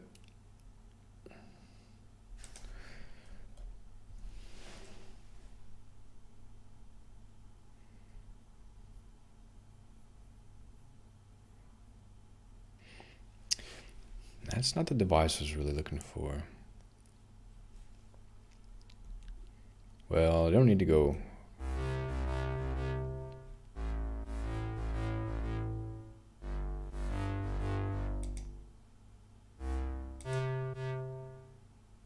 Sometimes subtlety is better. Yeah, I was thinking if it was like a village, like, you know, you're cruising around on the plains, you come to a village. I think I know that one. Let's see. Hop over to the browser there. We have the, on Nintendo Switch, Kokiri Village. There's the remake, Link, Zelda, how you spell that? K? It's Kokiri Forest. We have the remake, the whatever that is, Link, I don't know the names, darn it. Images. Very cool. It's a really good game. I do remember that on the Ocarina of Time. Yeah, I remember playing the Ocarina. Oh, dude, we should sample the Ocarina, you know, in one of these songs. That's a good idea. I wonder how I would do that. Is there an online Ocarina player? I think I have an Ocarina instrument.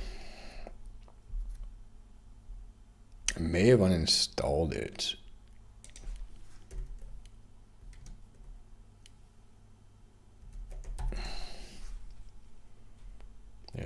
UVI World Suite, epic. That would be the perfect touch. Then in this project though, this has been pure Bitwig. I don't know if I have this UVI anyway. Let me double check. The UVI World Suite. I think I uninstalled that one. It's like the one I chose to uninstall. Shoot, because it was like 30 gigs. Because it's World Suite. It's World Suite. I have some. Let's keep this track.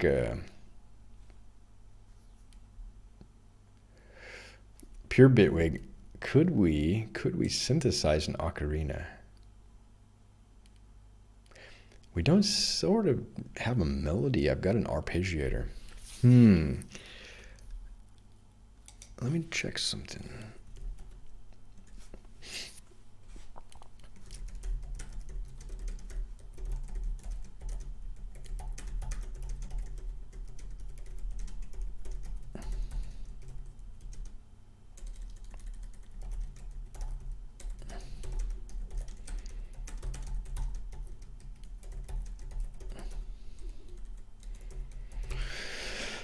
Just ChatGPT.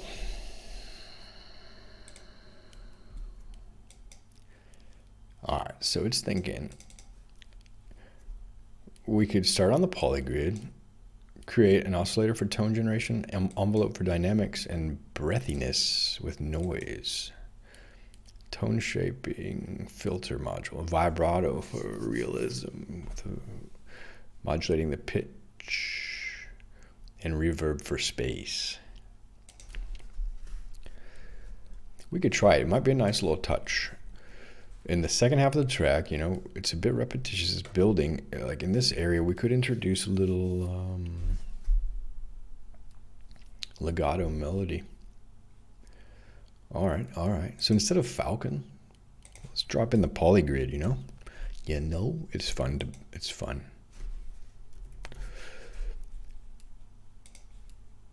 All right, and so by default, it's giving us an oscillator. Now, an ocarina is kind of a smooth sound, a sine wave oscillator. Might be too pure, blending with triangle wave to introduce some harmonics. Now to do that, we could use, what do we use? Well, we could use the mixer module, for example. Let me just double check if we've got an oscillator. We've got a sub oscillator. This one looks like byte. Experimental FM hard sync, pulse width modulation, phase distortion oscillator. I think what I'll do is just grab two oscillators. Union oscillator, what's that? Using sines or saws with spread and skirt controls. It's thinking I could mix triangle wave, which is kind of a saw, but it's sine or saw. So yeah, let's just do this. We'll grab a sawtooth and drop it there where the union is, and we'll grab a sine wave. Or, you know, another thing, so you know, it's saying to add harmonics to a sine. Well, what do? Well, you fold it. So let's see the visibility stuff. Where do I just want to see it. I want to display it. All right, so we'll tab between that. Let's see. Oscilloscope. So I can say, here's my sine wave. Chill in there. And it's a pitch, so we'll take a look at that. Or fast is cool. No, pitch it is. And we can make it a little bit bigger, I think. Boink. And then maybe if I put a mixer there.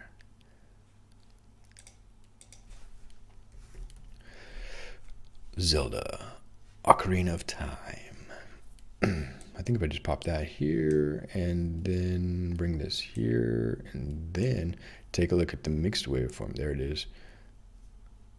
And then a little bit. So it's pretty much, and just go back to pure, no wave folding. What does it look like? How does it fold it?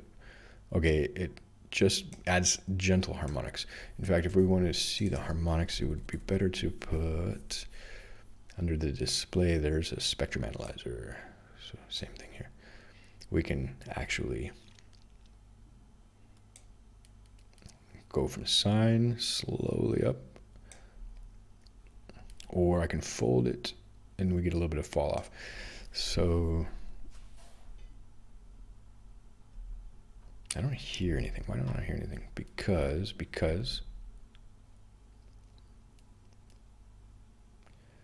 this is not going to the envelope. And then the envelope.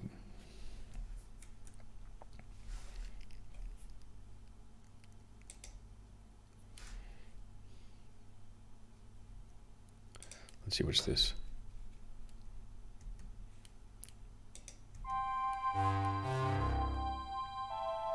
This is kind of like the ocarina, in fact.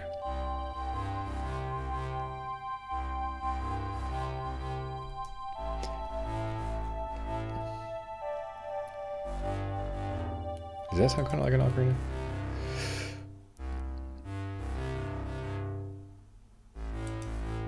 Ah, this is why.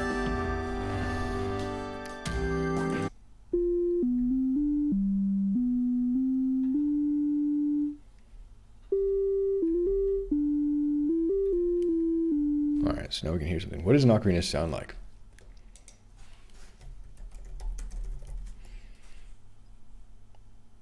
Song of Time on the ocarina.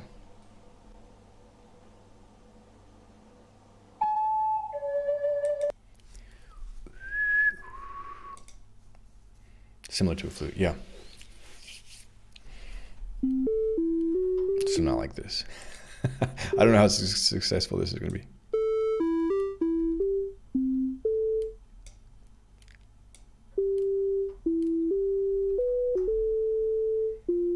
I'm not even, no, it's too complex of a waveform. It sounds way different, right?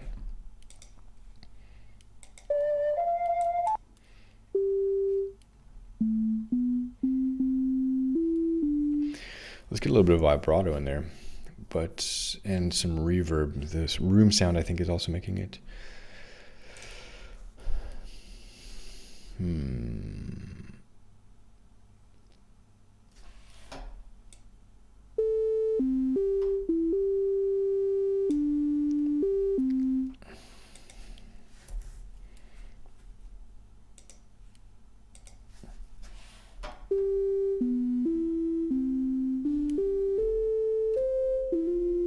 Even if we don't get the ocarina, we get the idea. It'll take us a little bit closer. Now for the vibrato envelope. So we have an envelope. I can duplicate the envelope and maybe use it to just gently modulate the mix a bit.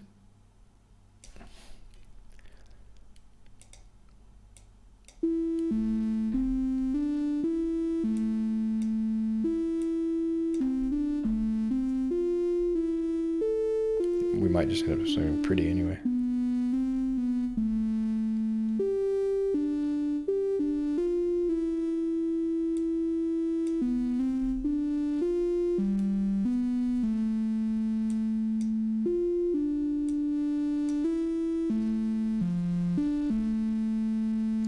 Filter for tone shaping. So we can add the filter here.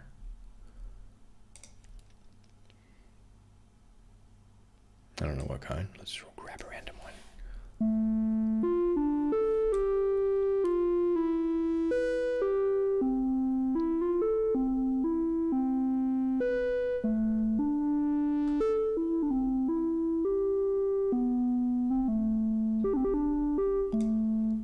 And that can have some gentle movement, I think, as well, if I use this same oscillator here to modulate that.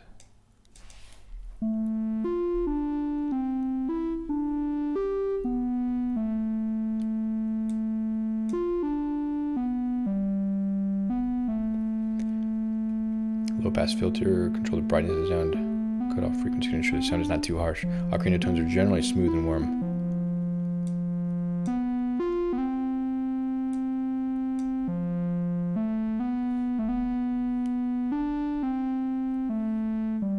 But we're up a lot.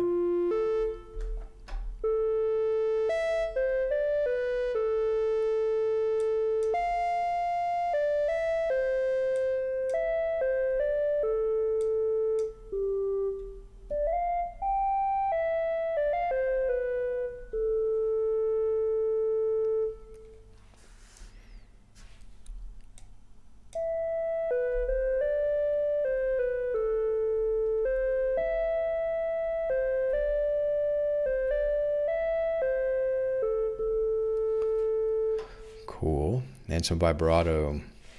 Modulating the pitch of the oscillator. Okay, so that could be controlled. Well, let's see how we're going to do the pitch modulation.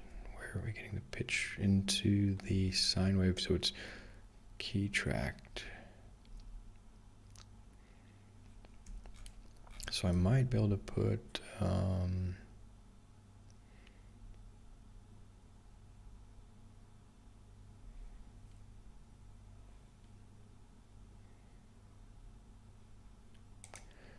maybe there's a note effects pitch. Micro pitch. Ooh, sounds kind of cool. Drifting pitches. Huh.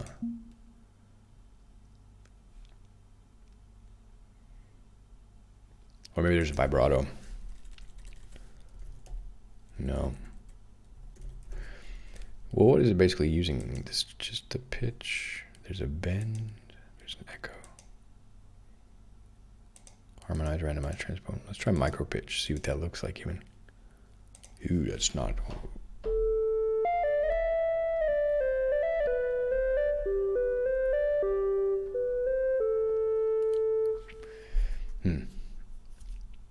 Well, here's what I can do. There's these I/O modules, and basically I can take the pitch in here and disable this pre-wire, and then the pitch is essentially going to come in as unplug that. It comes in as, move this over here basically comes in as a line, or you could call it. So I rewire these up, boom, to here and to here. And then I have to say you can control it.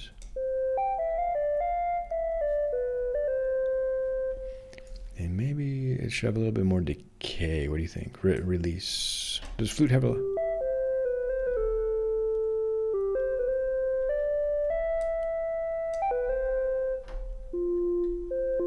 And builds. We'll put some noise in a minute, so it's got the breathiness. But okay, so now that I've got this signal, it's a flatline signal. But what I can do is drift it with a modulator, like a low frequency oscillator, with small, like random oscillator, random. Maybe there's a smooth random. Yeah, some chance, dice, noise, probabilities, and we'll bring in the noise just while I see it, and chance I'll put here. Or I might need a sample and hold. I'm not sure exactly what to use. That didn't work. That didn't work.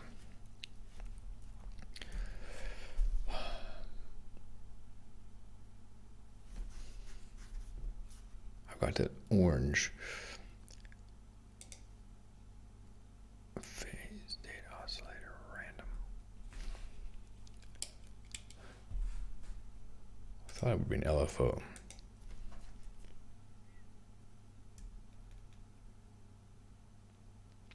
Oh, you know what I need to do? Is addition. So I need some math. That's probably it. So I can add an LFO to it. Or a random amount. That should work, a random amount. Let's just try this. It should be sort of oscillating though. Yeah, there we go. Yeah, there we go. Really bad sounding, isn't it? Alright, so this needs to just come way down. What's this? Modulation amount.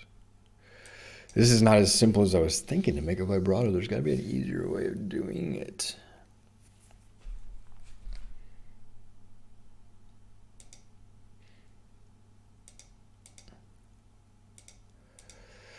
I need something to scale this down.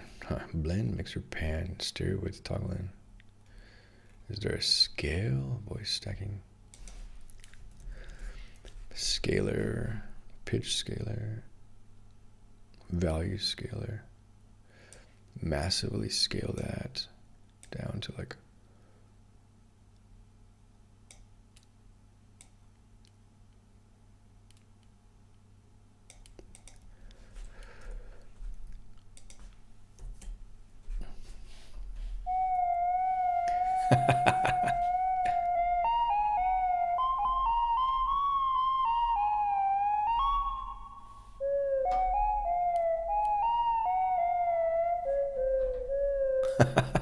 Kind of works.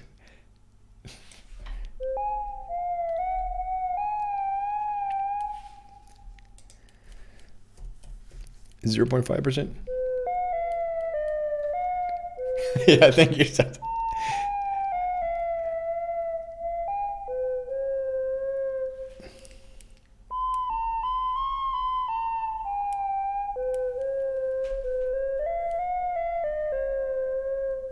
There, let's hear the real thing again.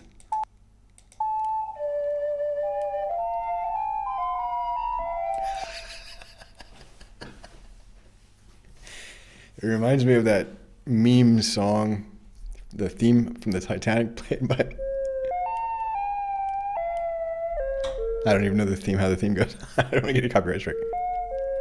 Yeah, we are getting kind of close. So let's still look at the breathiness. It's never going to be that good. Oh man, it sounds good. And the vibrato is faster. So there's the index, the rate. Yeah, man. If I knew this grid a little bit better,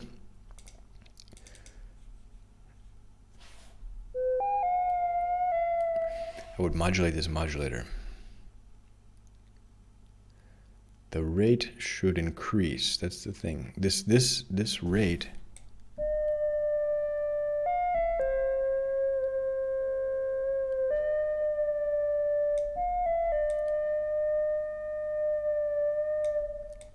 to, let's say, eighth note, it should kind of increase.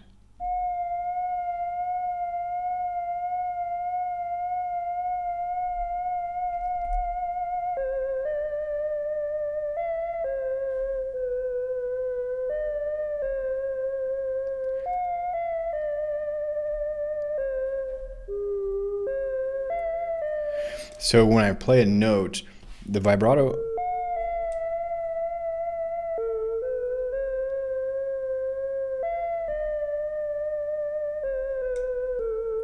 should gently increase. To do that, like, it would be like an envelope thing, but I'd have to invert the envelope.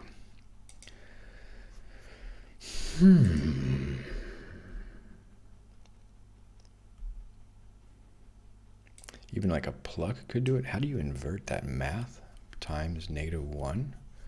There's like phase inverter, but I'm not really working with phase.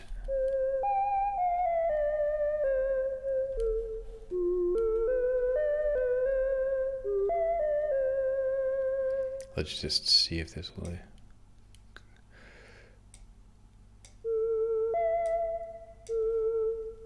Even do something on.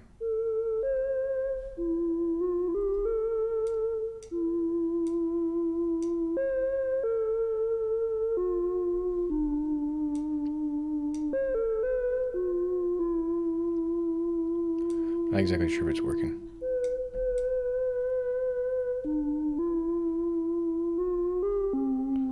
But that is an attenuverter. So I can make it more pronounced.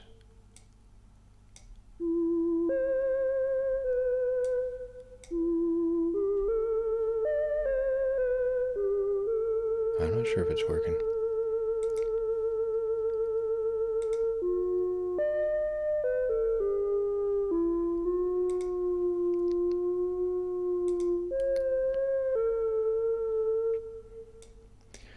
Loves the other.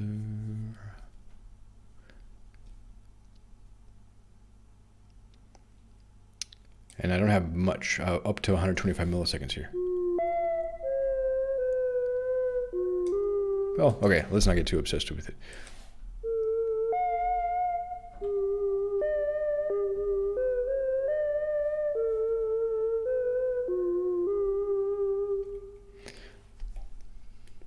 So I do have some.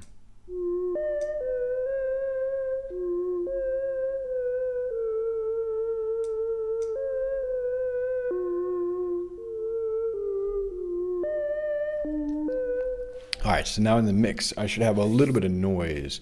So here's our noise. I can just filter the noise.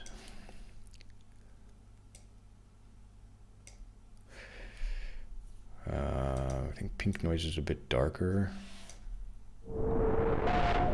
Wow. So we want white noise.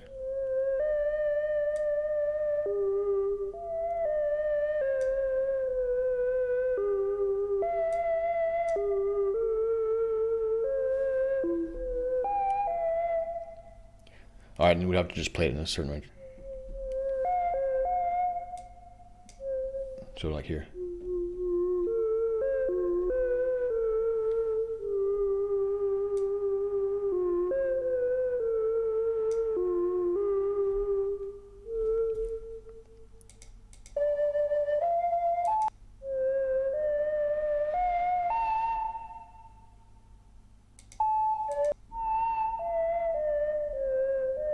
Kind of close.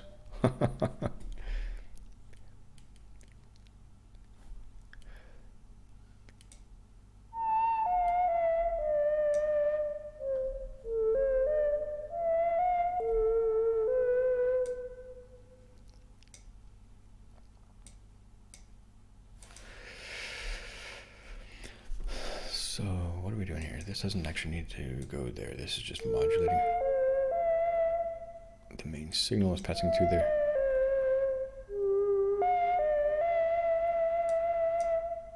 The filter here. We don't need it to peak too much.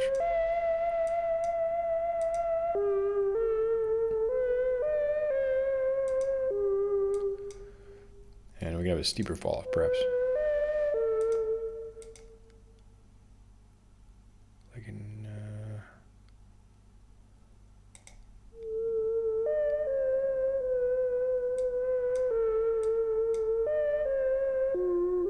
Alright, I'll call it good for now. This is interesting. This is interesting. Can we just make a little melody here then? If I jam.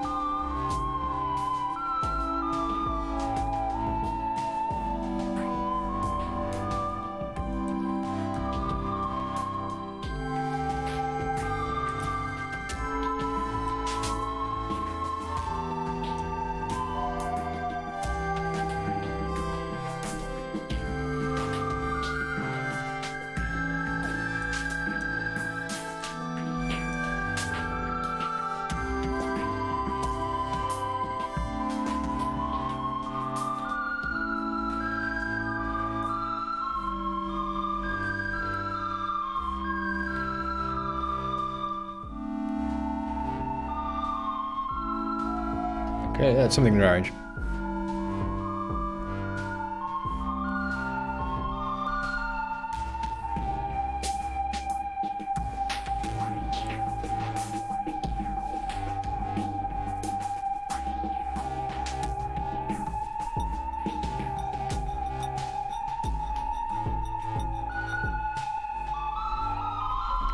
Sorry.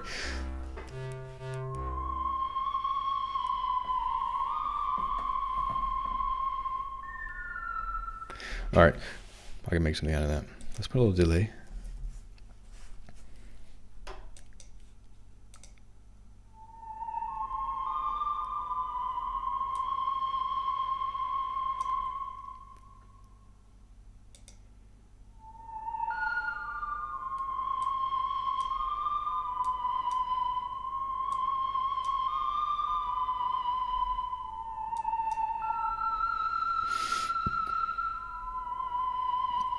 Where's our noise?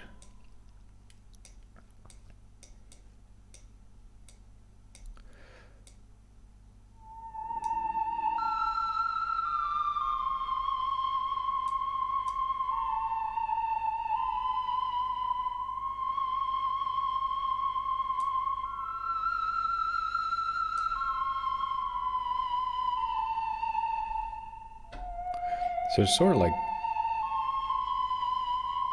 really windy.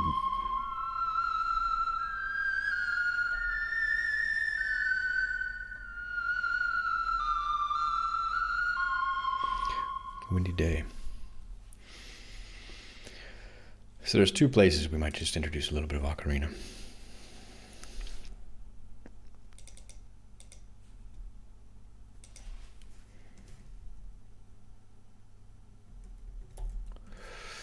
Ocarina there, and then this is what I don't even know what to call this one.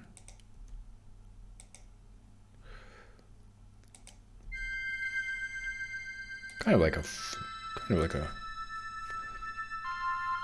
mournful flute, kind of, or a longing flute.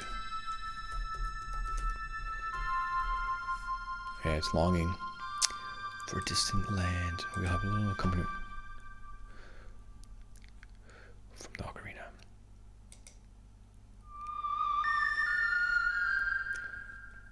For the attack time, just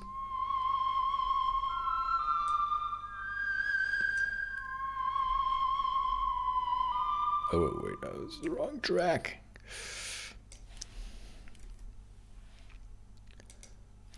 There we are.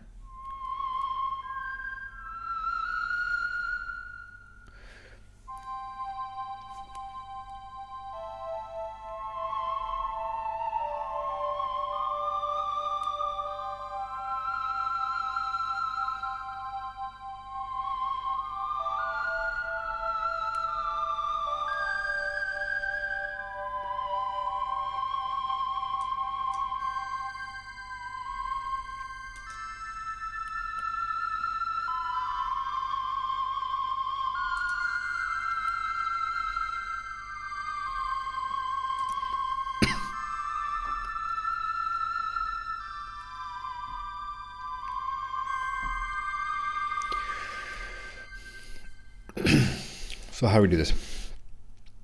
I'll arm this track for recording. I'll set a loop. We'll loop record. Stop playback. And make a couple takes here.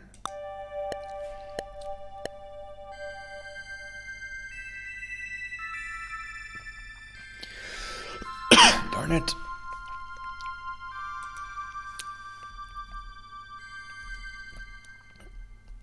This track, they're too close together and I'm getting them confused.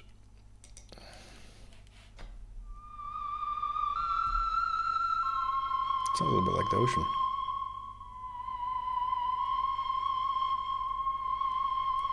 Very simple melody, something you could hum or whistle.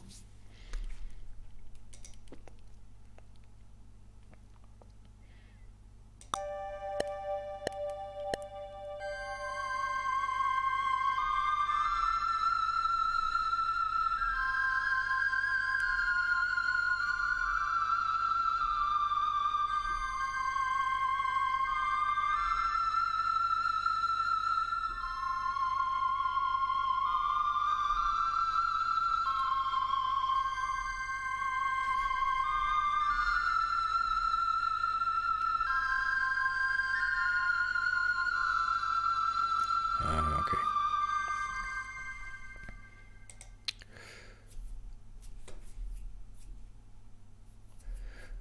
I need to recording.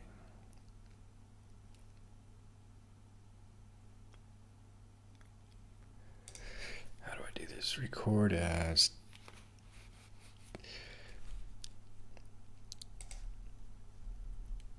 takes.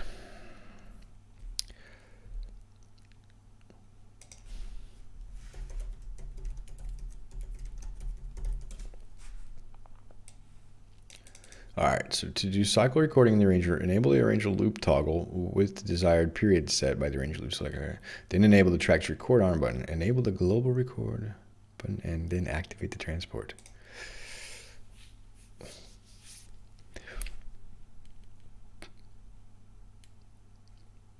Arranger loop toggle. That's this. This is the arranger loop toggle. This thing. Desired period set. And loop selector is here. The toggle is here. Selector here is toggle there. Then enable the track's record arm button. Track record arm armed. Enable global record button. Yeah. And then activate the transport. It's pretty much what I did. Regardless of the arranger or loop being on or off, there are two possible recording behaviors. If the audio clip was actively looping with its looping parameter enabled and with some amount of looping lifetime, the section where recording happens will remove the old clip. And if the audio clip is not actively looping, the new audio recordings will be added into the clip as comping takes. That's what I'm after. So if you want to record new comping takes in a looping clip arranger, you might consider using consolidate for the event clip before recording.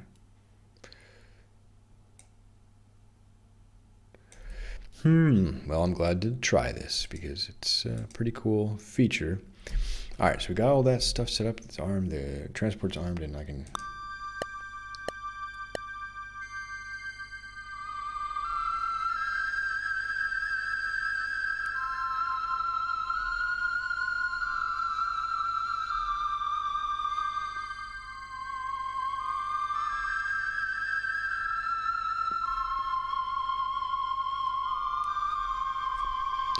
I don't care. That was a kind of a good take, so let's just keep it.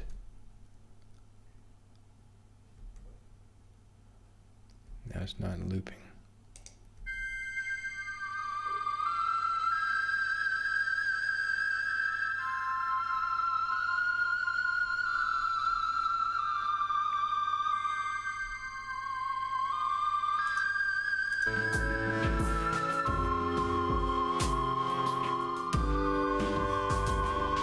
Yeah. So we quantized it.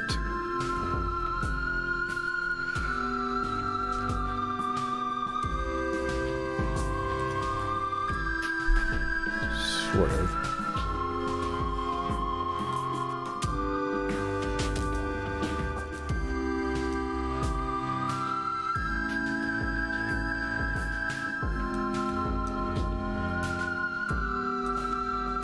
Didn't actually quantize it either, did it?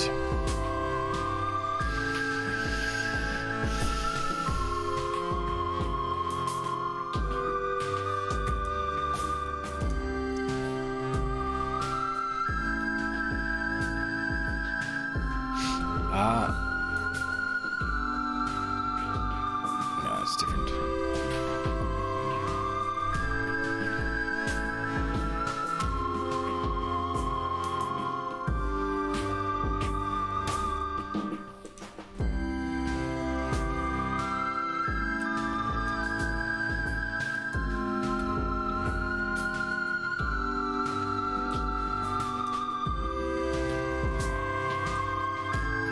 Need to breathe a bit.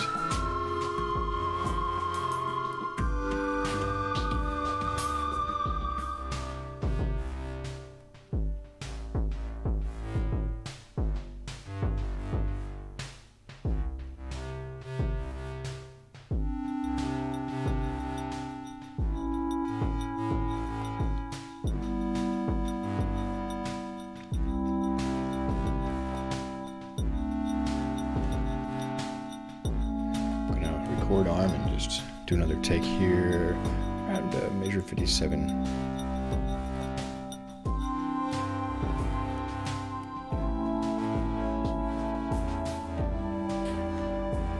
Sort of a pentatonic shape.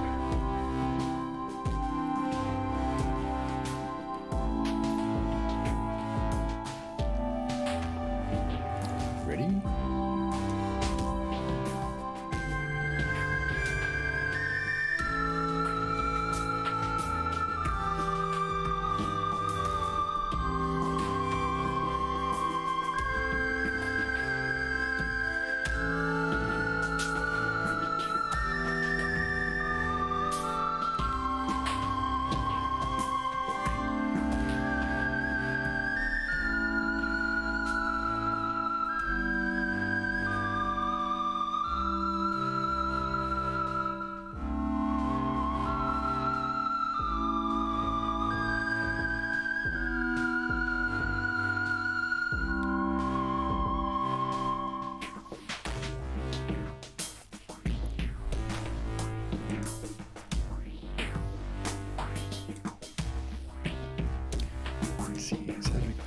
Quantization is on 8th notes, but that isn't quantized. All right, so we have a little something. How do I quantize in Bitwig? I haven't actually done any quick recordings like that. I would like to listen to it again, loop that.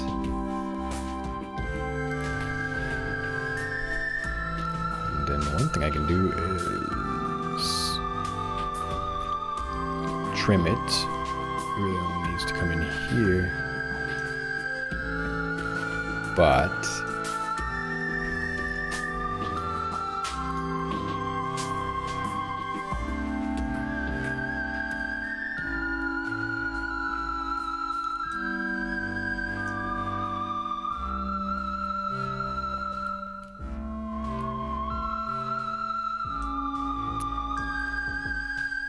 there's like a scissor tool, knife tool. Boom. I don't know how this thing works.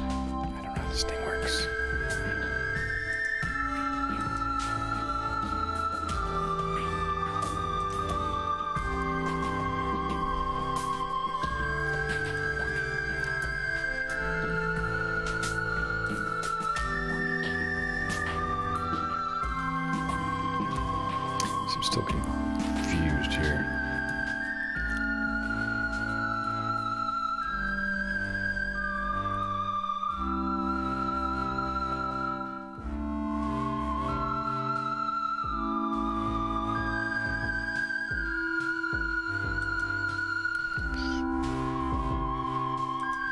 Let's give it a ocarina player Time to breathe.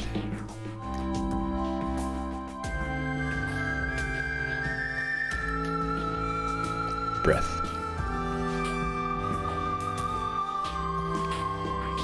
Breath.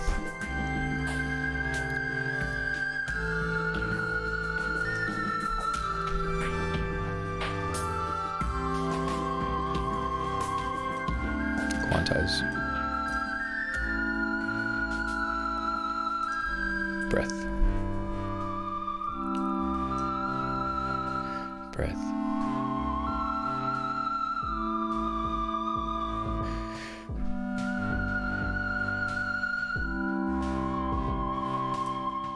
It's manageable.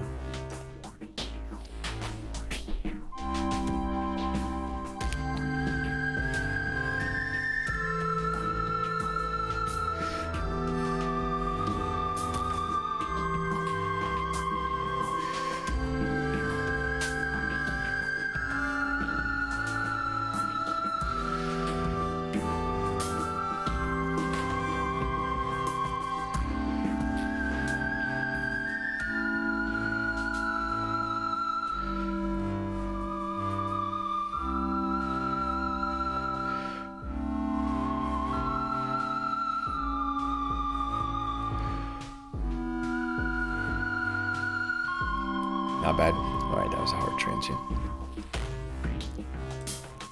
Getting a bit lightheaded from that. Nice. A little bit of a buzz.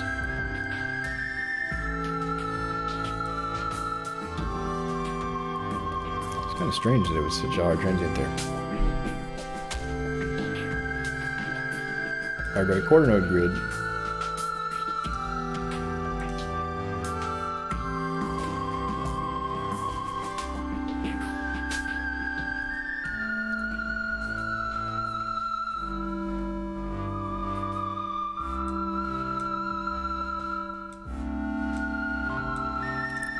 So what is it glitching for?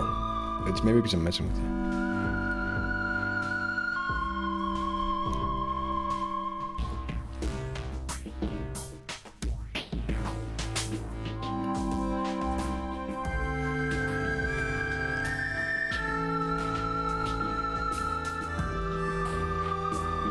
Oh no, that's our retreat.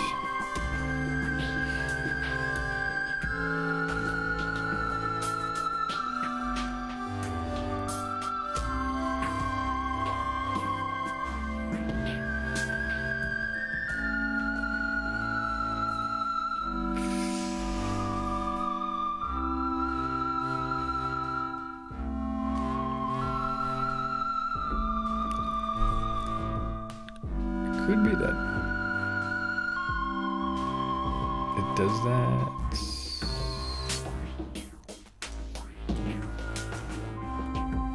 There's no overlaps. I'm not sure why it's doing that.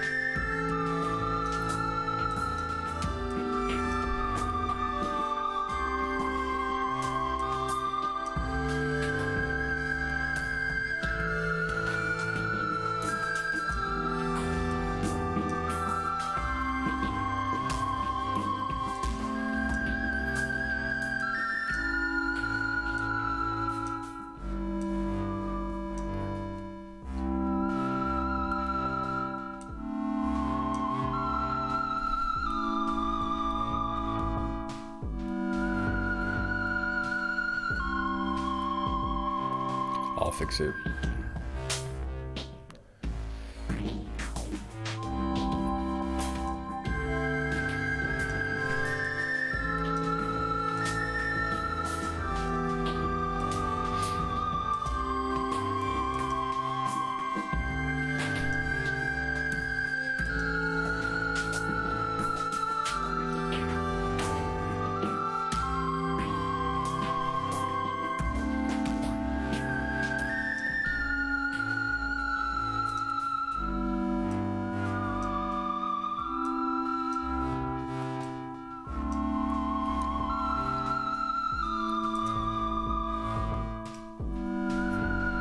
Q.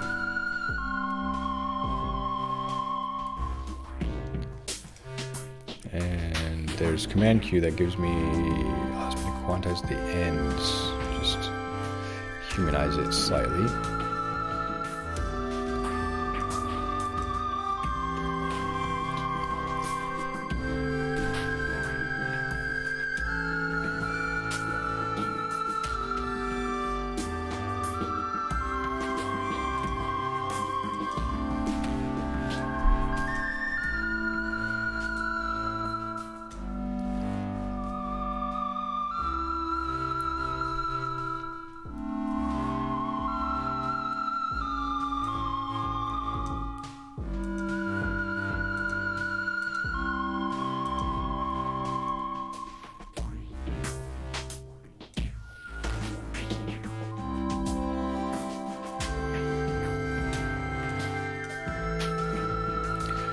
A bit repetitious.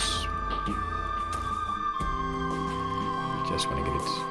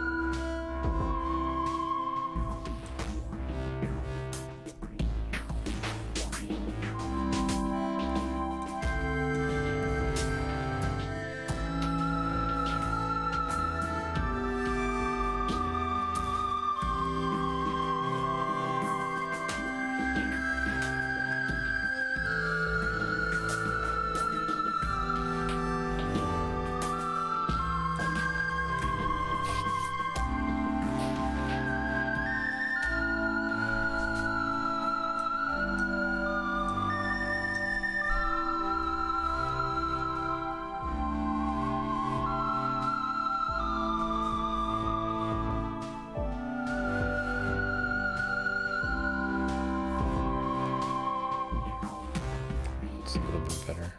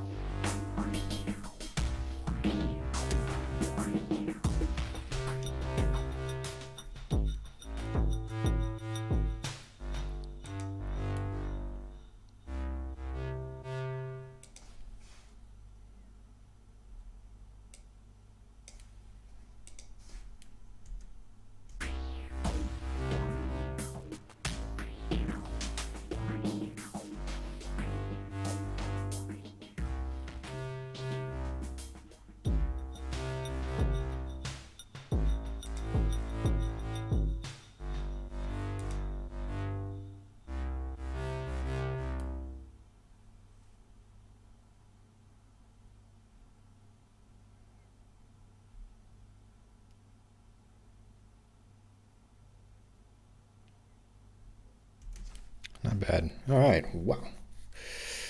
3 hours. Cool. Stayed up a little later than I thought I was going to work on this track. But cool, we got an ocarina now. Hey. Didn't expect that. Yeah, it doesn't sound, I had to mask it a bit with reverb and things, but I think it adds a nice little additional Zelda touch.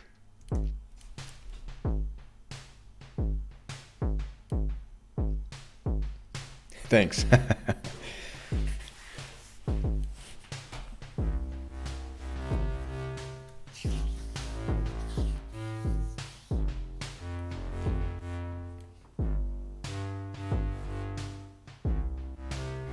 wondering if here I can just actually kind of foreshadow this.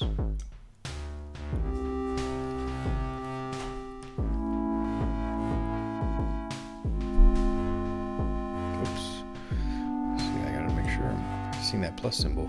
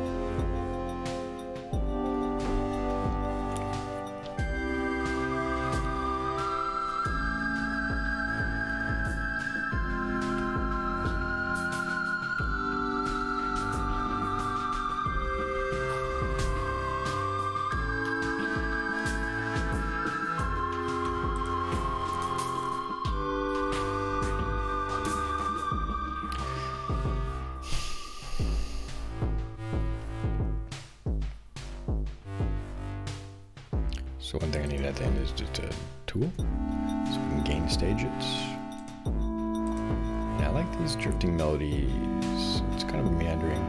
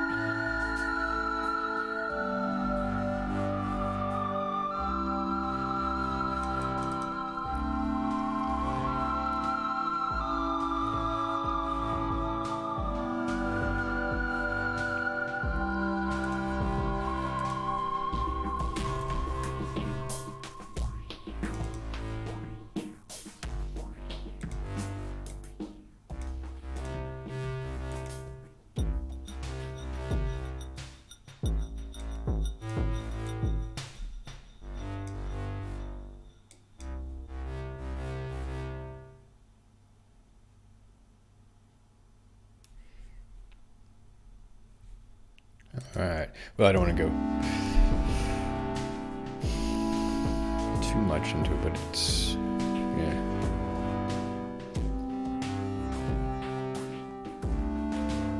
It's kind of interesting.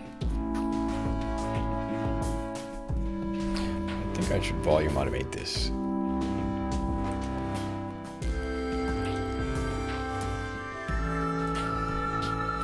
Both times.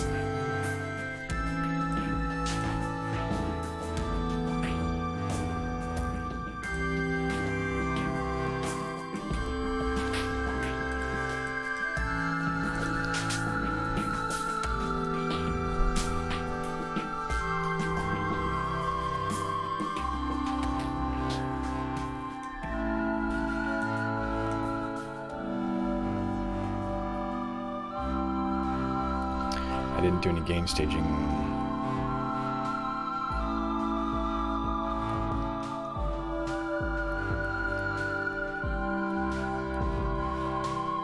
It's actually pretty good.